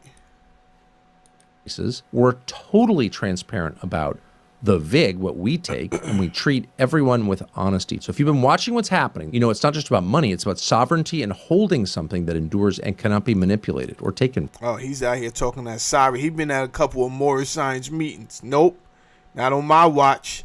You won't have my congregation, my followers out here with paper tags on their cars getting arrested and all that. Nope, Tucker. I don't know what you selling, but we ain't buying it. Be manipulated or taken from you. So if you've been waiting for the right time to act, this is We it. not. Sorry, Tucker. I'm just looking for you. Let's go back to this. Too is creepy race science is like bad. It's immoral. You shouldn't be doing stuff like that. I mean, I remember hearing that in school and like nodding along, and yeah, that's good. And it does seem like there are a lot of well-funded people trying to build, like, I hate to use the phrase master race, but like people who are engineered to be over everyone else. That just seems like a huge problem. Or am I letting my imagination get away with me? Well, I mean, there's massive restrictions upon that type of thing in the United States Right. for government-funded research. And I don't, as far as I know, that's not going on in the United States. But there are nations around the world where there's no inhibition on this type of thing. So I wouldn't be surprised if they're already there. I mean, if you can clone a dog, we're not that far from doing this as well with. And what would with that people. look like? Well, you could make them look all identical if you wanted to, or you could make them a little bit different. They would be superhuman in many ways. I wouldn't think that you would want to make an infirmed race. No, that's right. Yeah, they'd be superhuman, and it's an interesting. Now, I don't work in that area, but we can't be far from that. Now there are many good advances that can come from this. So if you have a child with a genetic disorder, For sure. the prospect of saying, look, to see a doctor and the doctor says, don't worry, we can take care of that. I mean, imagine what that would do to a parent. They'd be like, you can take care of my child? My child has autism. You can just splice out this segment and put in another segment where you just change a few of the nucleotides on there and he's going to be better. Yeah, we can do that. I mean, the hope for that is so good. Or I'm predisposed to having breast cancer, as many women find themselves and their families. And I mean, the horrendous thing is that we still lop off body parts in this day and age Yes. to deal with this, and women even doing it preemptively. And A lot of women. A lot of women. And if you can say, no, we. This is why I tell y'all, they don't care about none of y'all. They don't care about none of y'all. If you don't think that they really know how to stop cancer cells from growing, then you're bugging. But you also have to understand, you have to do the research.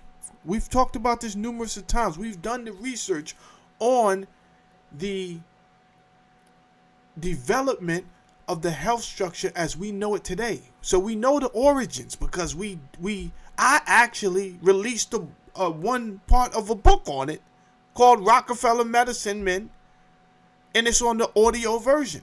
The only thing I didn't do yet was release the second chapter, which is the scientific methods that he used. What I released in the first chapter was the power of philanthropy that he used to change what we would now know as the education system.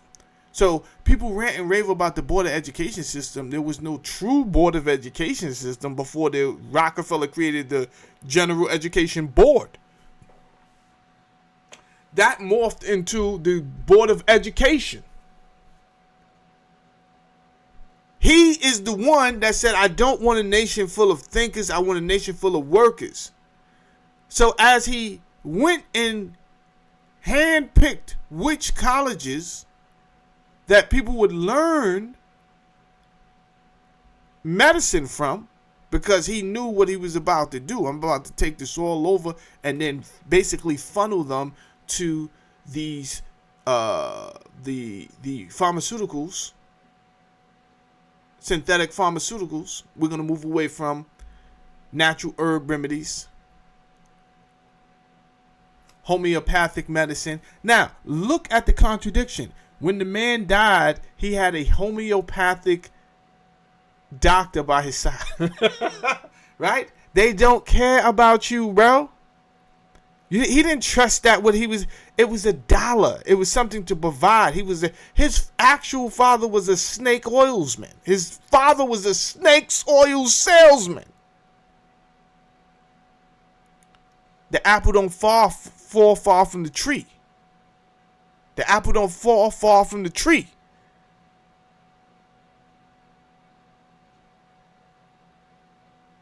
So, with him using philanthropy, even before philanthropy, let's start with his influence by using his just shrewd tactics by using Abraham Flexner to go and write a report on the schools that were worthy of going to, right? And if Abraham Flexner did not write that your school was worthy even to attending, most of those schools shut down because of problems with being able to get people to join that school. And then guess what? There was no funding. There was no philanthropy for that school. But the schools that were on board, like John Hopkins University, well, they got big endowments. And as you can see, they're leading in the science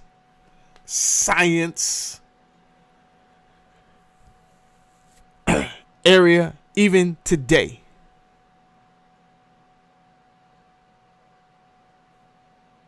Now they're talking about, I just stopped the video because he was talking about chopping off women's body parts and this, that, and the third. And I just felt like they know, bro. They don't, it's not a racial thing where they're just helping out white people and then they're not helping out black people. They're not helping out people. If you come up with the right figure, they might help you out. And they don't care if you black or white. Does it sound like Magic Johnson is still running around with HIV/AIDS? Huh? And yet, how many white homosexuals have passed away from AIDS?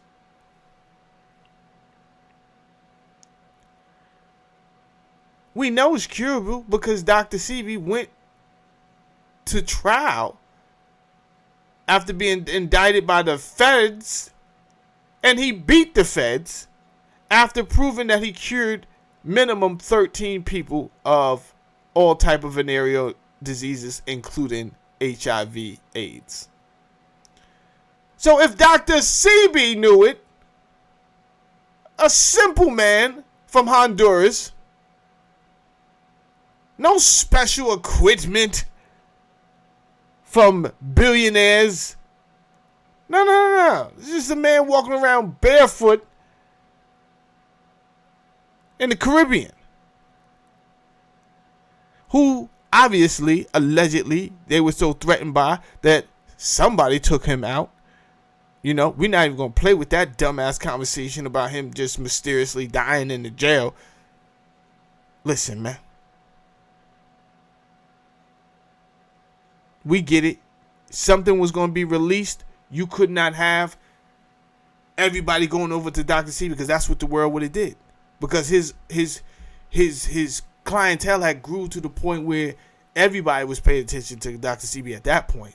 Now, who do you think he would have been if they had not taken him out, allegedly? Phone calls would have been off the hook. He would have been multi. He would have had security around the clock. It would have got crazy. And he would have been the force to reckon with the pharmaceutical industry. Because they don't care, in my opinion, about you. We can deal with that. That is tremendous hope. And that's where most of this is going. That's why this is continuing to be developed, to offer these people hope. Are there things that you could do to modify people? Yeah, you can. It could be abused. It could definitely be abused. And it's the same with many things. I mean, a car can be an ambulance. A car can be a getaway car from a murder and a bank robbery. I mean, everything is like that. Right. But we arrest the getaway car driver. And that's the point. Of course, everything, chainsaw's a tool or a weapon. I get it. Yeah. Nitroglycerin. But I don't think we're making any effort as collectively to say, wait a second. Well, the scientific community is. Okay, good. It is. In fact, there was an abuse of this that came out in China about 6 years ago, and it was, the kibosh was put on this from the community. What was the abuse? There was an operation where they were taking a human embryo, and modifying the genome a little bit, and they said it was all much like they had done with animals, and it was done on a human, and it came out, and the professors, I mean, the Chinese professor, I think, was eventually put in prison. I mean, there was a huge amount of pressure, and the scientific community really came after the people. There was an American who was collaborating with them, and his career was about ended as a result of this. And I'm not sure. I think he's talking about the Chinese scientists who made the twins immune to HIV. Who's talking about that? He did get sent to prison. Now imagine that. The dude got sent to prison, I think, for like 5 years for creating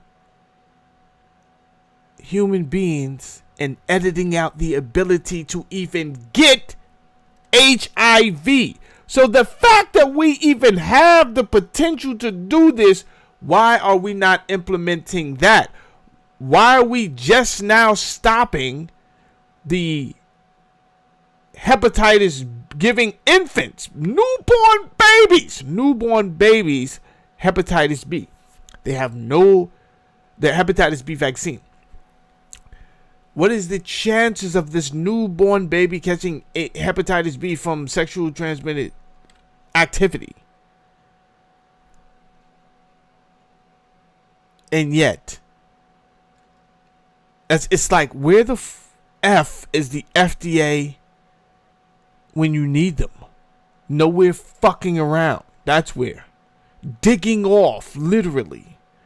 They failed us time and time again. Step in now. Somebody step in. But they don't step in because they're taking dollars, allegedly, from the pharmaceutical industry. So the whole system is compromised. Hit the fucking like button. Don't get me pissed off. Hit the like button and subscribe to the channel. And I knew him. I mean, he's a nice guy. I knew him, yeah. But was about the end of his career, and I think there was a 5-year penalty that you couldn't get government funding again, which is going to toast a career. That's the end of the career for an American academician. So the community came strongly against that. Worldwide Good. biochemistry community. That's the one that made the news. Are the countries doing this that it's not making the news? We can only imagine. Yeah, we can only imagine. I think we can guess. Yeah. Evolution. You flew to St. Louis to hear about the chemistry of evolution. Can you just describe for people who are not in your business what the theory of evolution is, and then if you could tell us what you think is incomplete or wrong about it? I think this is where he goes in. I think this is what happened. Most of what I speak on is origin of life, which is before you have life. What evolution does is it takes from that first cell, and says, how do we get the diversity of what we have today from Right. that first Exactly. cell? So all of origin of life is getting to that first cell. Luca, it's called the last universal common ancestor. So that cell, which happened to be the progenitor of all life, and that cell then modified into the diversity of life that you see today. That's what evolution tries Adapting to do. to its physical environment, right? Adapts That's the to idea. its physical environment, yes. And so It's so easy to become. Easy, bro. Easy. I don't do that shit over here.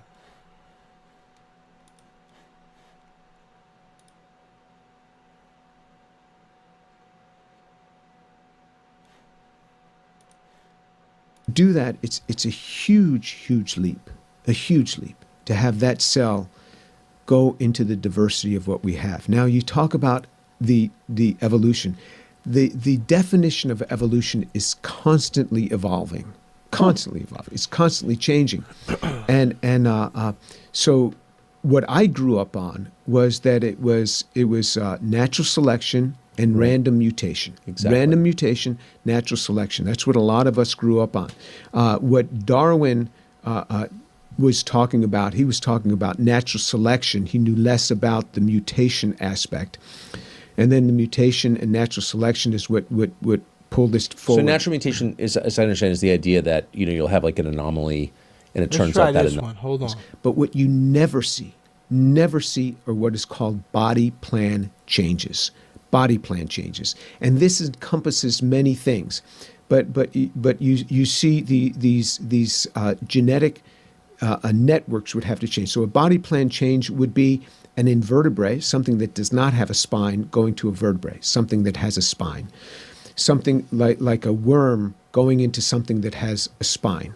You never, ever see that. You never see. Now, there are hypotheses, Hold on. but what you never see, Hold on. but what you never see.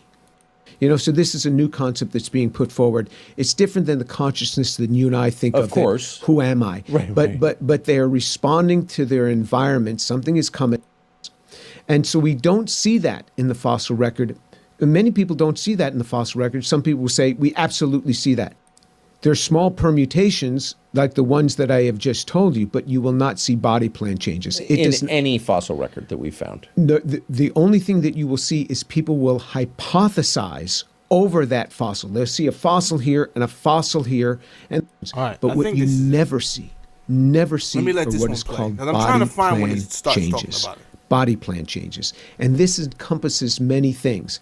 But you see these genetic networks would have to change. So a body plan change would be an invertebrate, something that does not have a spine, going to a vertebrae, something that has a spine.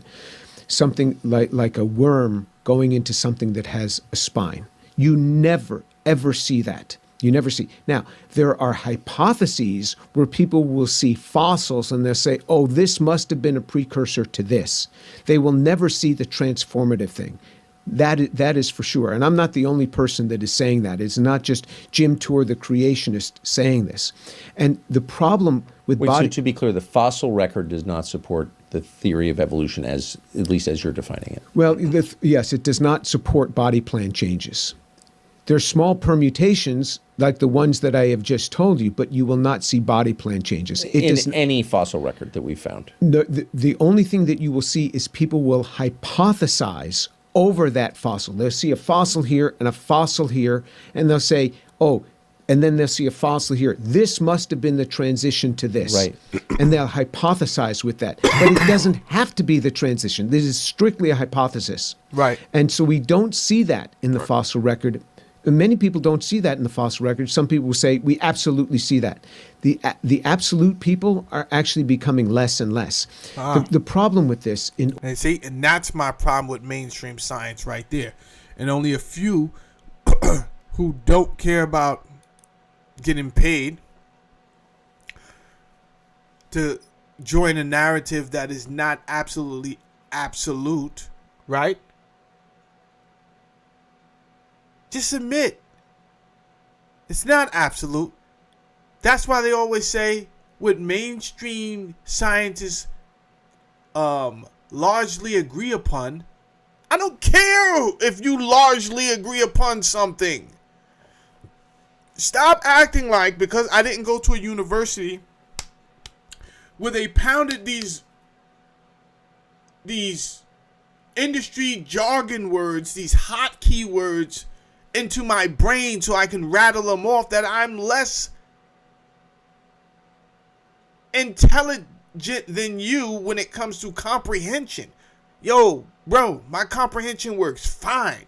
I may not have the knowledge that you have, but even with the little bit of knowledge I do have, my comprehension works just fine. My logic and my reasoning works great.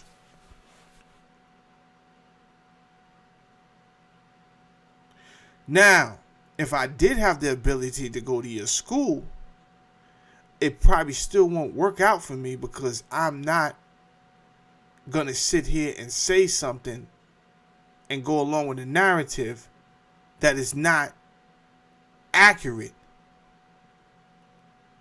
just because everyone else is saying it.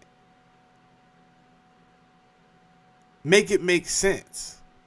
Everyone is saying the Bible makes perfect fucking sense. And yet, you don't get out the first damn chapter without it making totally no sense. Genesis 1, verse 26. And God said, let us make man in our image. You don't even get out the goddamn first chapter with it not sounding totally fucking ridiculous. And everyone's just like, yeah, man. Shit sounds authentic to me. Shut up. What are you talking about? In order to have a body plan change, you have to have these genetic networks. These genetic networks are going to have to change. So the genetic networks occur very early on in life. This is the wiring that is going to occur to run this system. You clip one wire, it is catastrophically lethal to the organism. It is lethal. Everything goes haywire.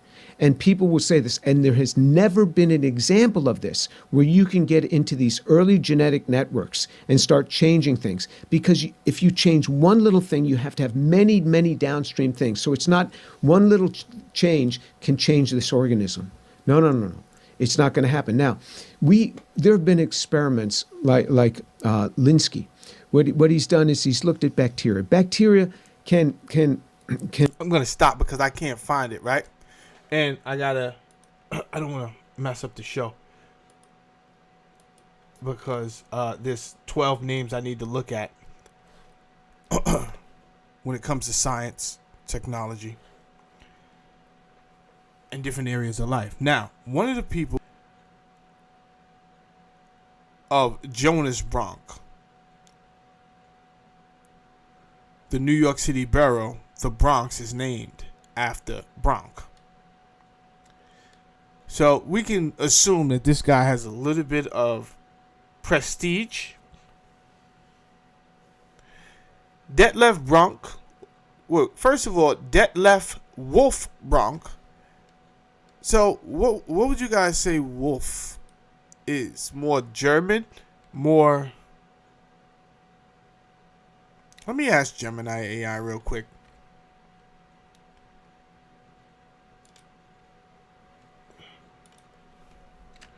Is the name Wolf more German or Dutch? The name Wolf is strongly Germanic. Okay, there we go. That didn't take long at all. So, I say that because he was one of the names on the Majestic 12 list, allegedly. So we have a German again. Why were the Germans so included in shit? Huh? 1913. Who did we go to resurrect our economic system and design it? Fucking Paul Wahlberg and his brother, who were trainees for the Rothschilds. I don't know why we relied so much on German. And still, what's in the water in Germany that we feel like... I don't think we feel like they were smarter than us. I think they were smarter than us. I'm going to keep it 1,000 with you. Obviously, we stole all that shit from Skoda Works. They were definitely smarter. I think so.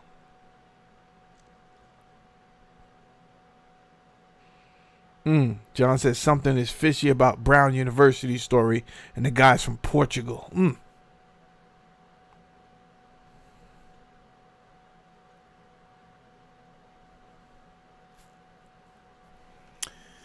Are you Tyler, the creator?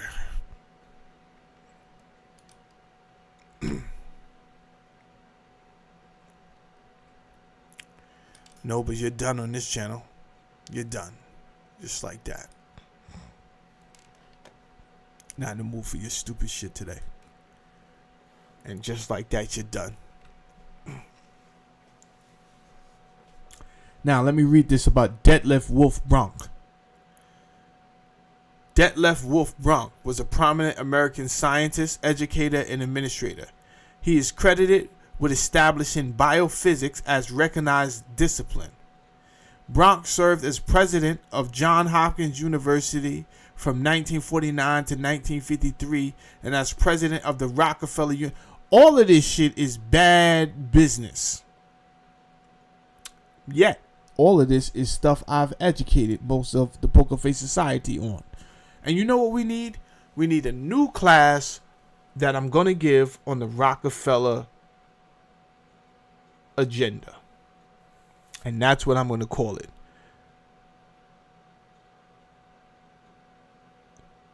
The Rockefeller agenda.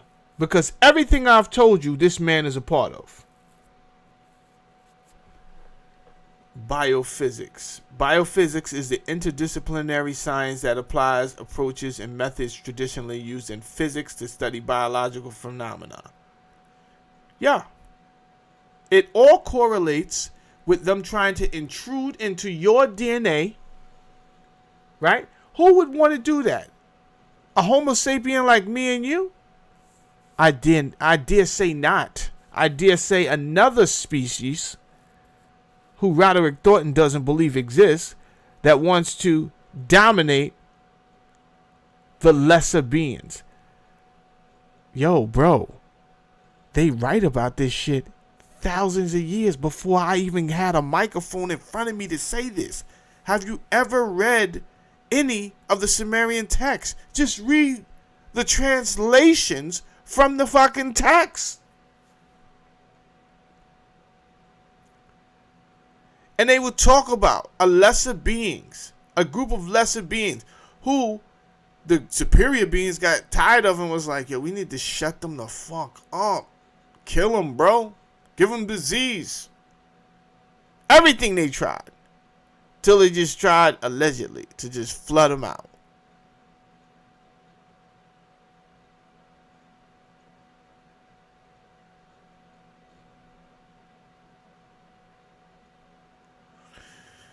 Roby says again, if they make us not human, we would have no human rights.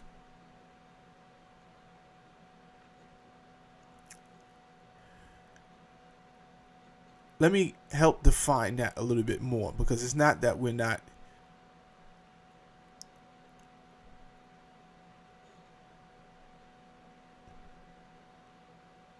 They've classified the human on this earth, meaning we are now classified as the Homo sapien. Before us, we was just a Homo sapien.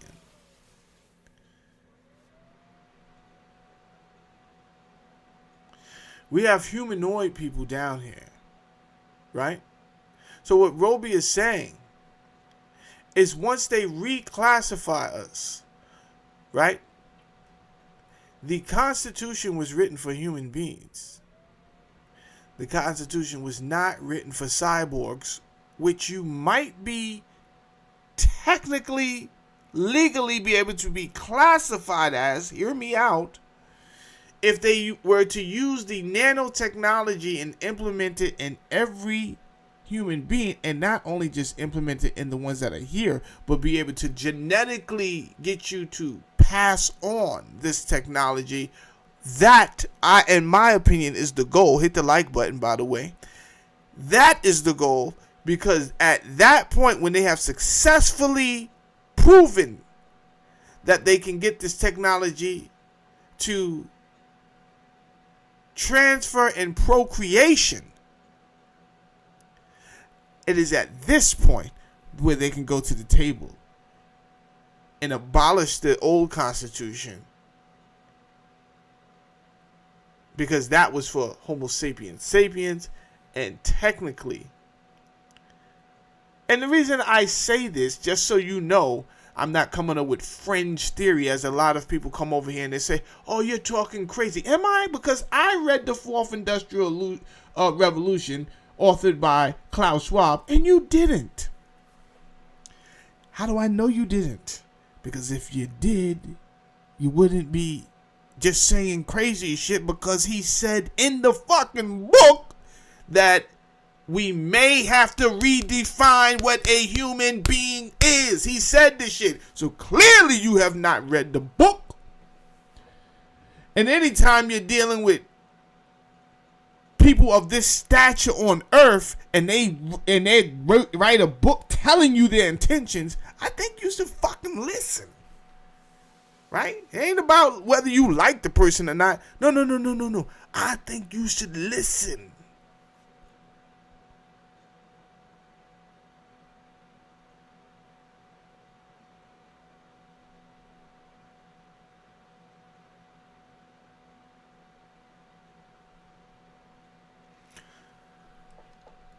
So, that was one of the guys, right? So, Bronk was a descendant of Peter Bronk, an early settler of New Netherland, for whose relative Jonas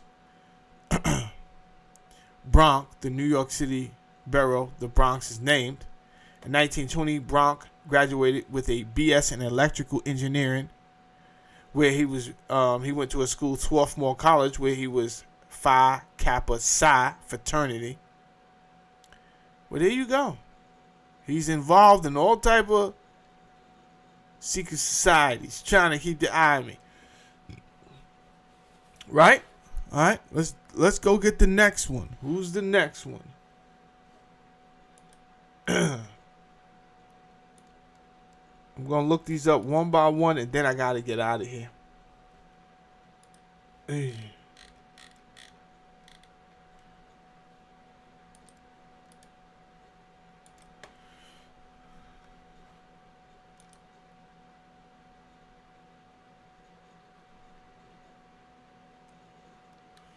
All right. Now we got James Forrestal. Was the last cabinet level United States Secretary of the Navy and the first United States Secretary of Defense. He was the first one. Okay. Forrestal came from a very strict middle-class Irish Catholic family. He was a successful financier on Wall Street before coming in Undersecretary of the Navy in 1940. Okay.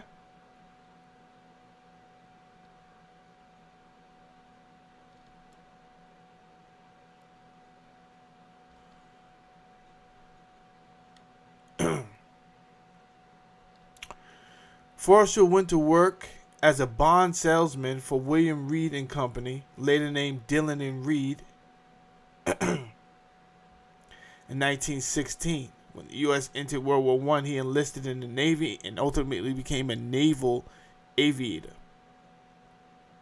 All right.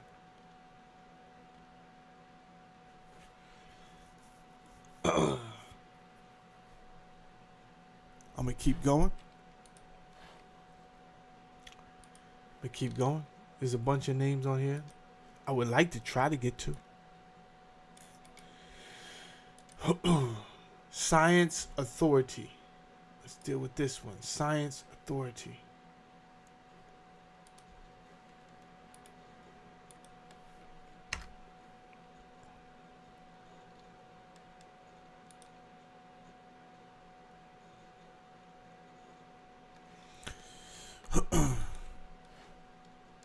Vannevar Bush was an American engineer, inventor, and science administrator who during World War II headed up the U.S.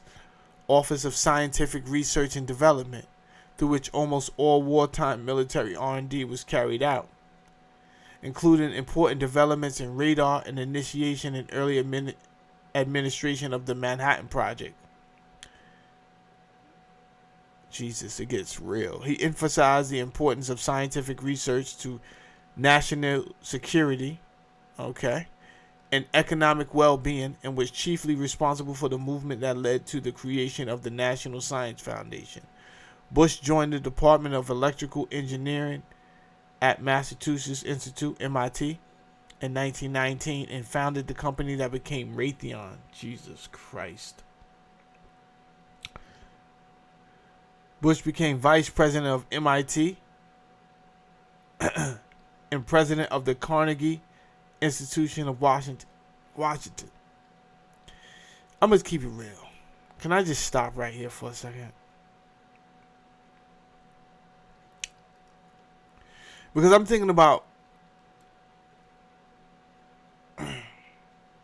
it's not like they just picked these men out of no fucking where, right? Most of these men at least went to school for some real areas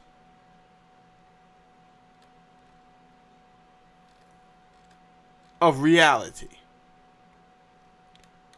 Science, math, technology, computers.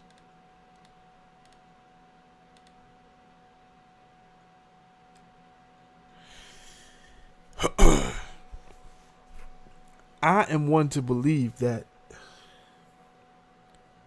I'm going to be very frank this morning. Even though I'm Jamel, I'm going to be frank. Because I got to go. I might not even be able to get through the 12.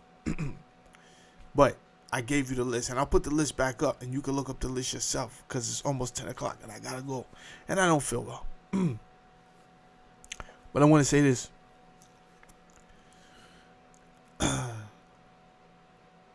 Bringing it back to my race.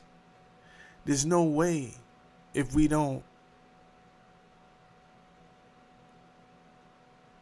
embrace civility amongst our own science and mathematics, if we don't embrace these things, if we don't, even though we may have fucked up as adults and teenagers and whatever, right? As adults, men and women in the black community, I don't care if you're poor, whatever, you have to, in front of the little ones, show civility. Do not praise deviancy, which we do all the fucking time, and we try to call it what we label as real. I don't still know the definition of that. Because whatever we do in front of them is what they will grow up doing. And the more we embrace ignorant lifestyle, ignorant behavior that contradicts the true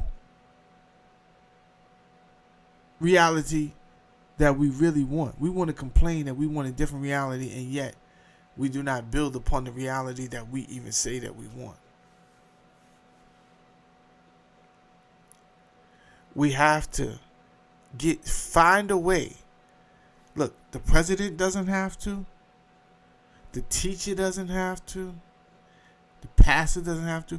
We have to, as a black community, figure out how to get these kids into math and science so that we have a better understanding of the intricacies and the details that do run this planet. Now, I want to give you this list again.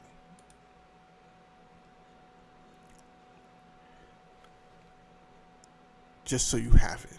That's the list right there.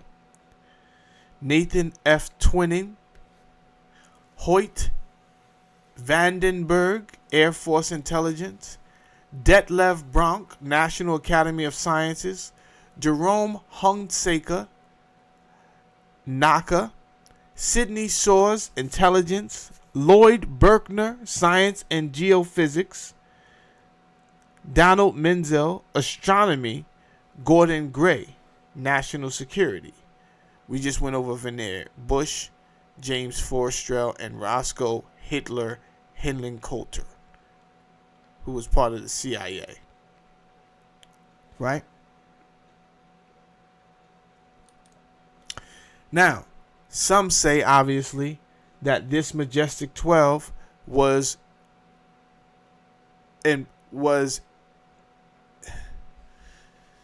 in charge of all extraterrestrial communication, knowledge, anything that had to do with extraterrestrial life on this planet as we know it. This was the committee that was above everybody else, including the sitting president. Now, all of these people are dead. However, from my understanding, if these people did exist, from my understanding, these people definitely did exist. If this committee did exist, it is of my understanding that they would have been accountable for choosing the next in line in their position. So I don't think the Majestic 12 is going anywhere if it does exist.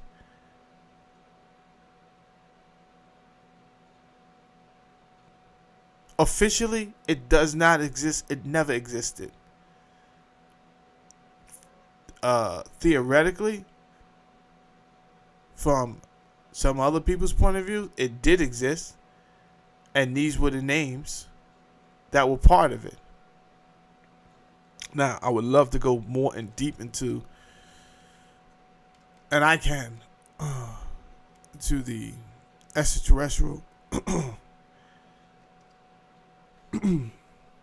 evidence that we have from reporters and that was on the scene, cameramen that was on the scene when these entities landed and crash landed. The original statements versus the statements that changed after the government and the military came in and basically said, no, you didn't see what you seen.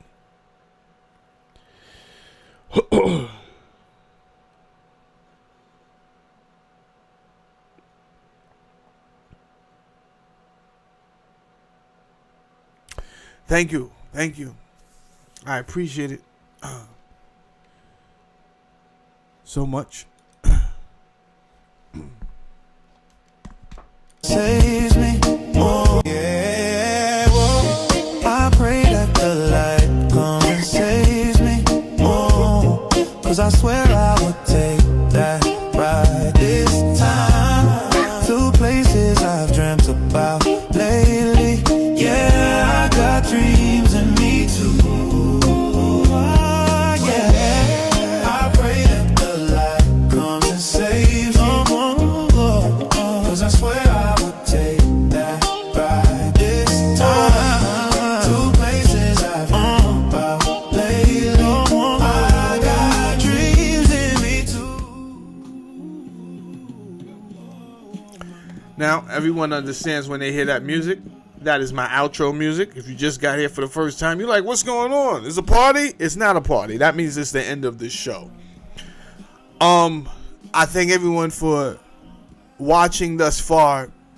Listen, do yourself a favor and go watch the first two parts. This was the series above Top Secret. We did 3 parts. The first part dealt with the German anti-gravity technology. The second part dealt with Antarctica and possible extraterrestrial life within the mountains and secret missions that went out there to Antarctica. And then the third one, I had to deal with the Majestic 12 from a logical point. I couldn't go full-fledged fringe,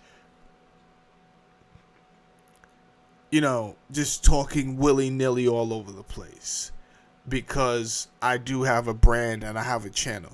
So it's okay for me to believe in this, but I cannot. That's not how I wanted to even represent myself, getting up here spewing off all type of just loose rhetoric, right?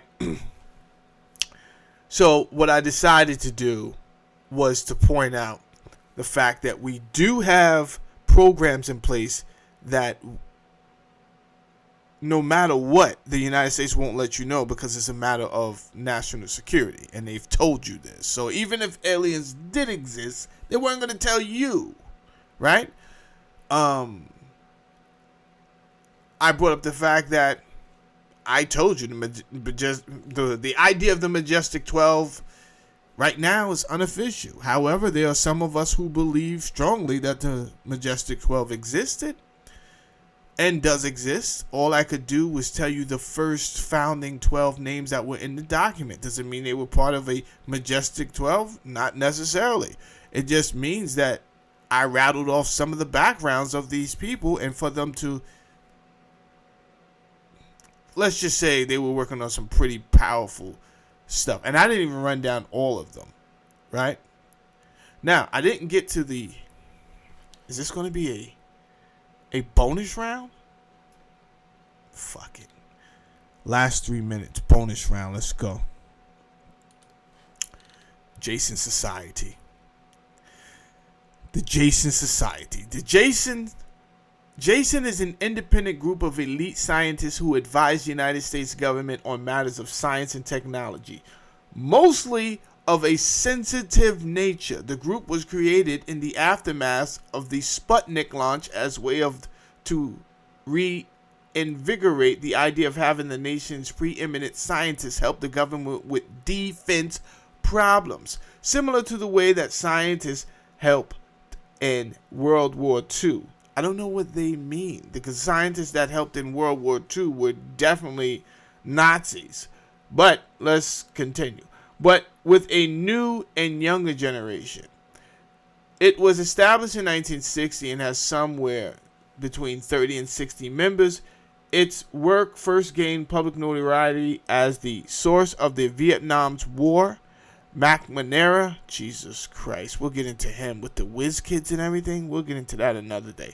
Although most of its research is military focused, Jason also produced early work on the science of global warming and acid rain. Jesus. Current unclassified research interests include health, informatics, cyber warfare, and renewable energy. Right? So, I do have to go. There's a lot that we can get into on another day. It's definitely on the 2026, right? There's a lot we can get into for the 2026.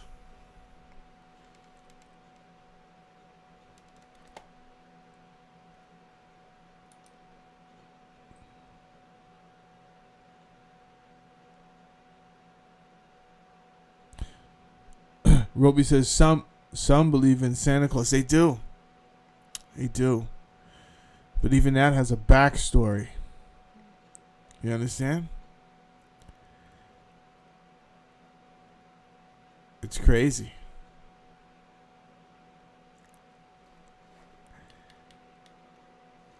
There's a lot going on here that I know I can't unpack in one show, so we'll do it one series at a time.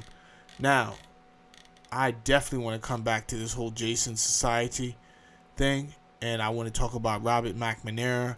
I would like to get more into the Rand Corp. I would like to get into Rumsfeld and Searle Pharmaceuticals, and there's a lot we can get into, and we will get into for the 2026, right? The best you could do right now is hit the like button, do subscribe to the channel.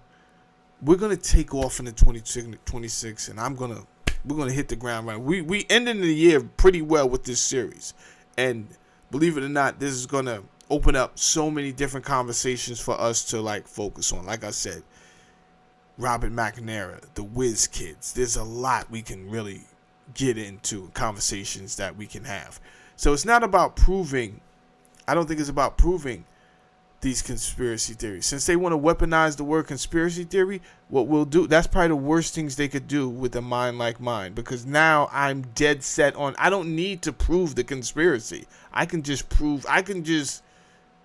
granularly itemize everything that you fucking do that I know you do. And by the time we put up everything you do, it's going to paint a perfect picture of what it is and what it is not. My name is Jamel Saladin. Please hit the like button, hit the dislike button. I don't give a shit. Subscribe to the channel, right? And you'll see me soon. I don't know when, because I'm going to be studying so that we hit the ground running in 2026. You understand? Other than that, look at the old videos. If you do comment, I try to reply back to a comment. So if you don't hear from me in a while, do like Angie does. Do like Uncle Andy and Mandingo, man. Everybody, they know I'm just going to leave a little comment for him, and he'll eventually read it and respond to me. That's all you got to do. You understand? I do have an Instagram account. You can go over there, but I hate Instagram. It is brain rot. I hate it. So I'm not always, that's not the best way to contact me. Like, yo, let me just DM. It's not the best unless I tell you it is. Unless I tell you that, yo, DM me, I might. But if I don't tell you to DM me, it's brain rot. It is. It's bad over there. It's bad. All right. That being said, y'all take it easy. Let me get out here, because these bills ain't going to pay themselves, and I cannot call in sick. We're not doing none of that. You understand? So I got a good 12, 14-hour day ahead of me. That being said, I'll check y'all later. Peace out, man.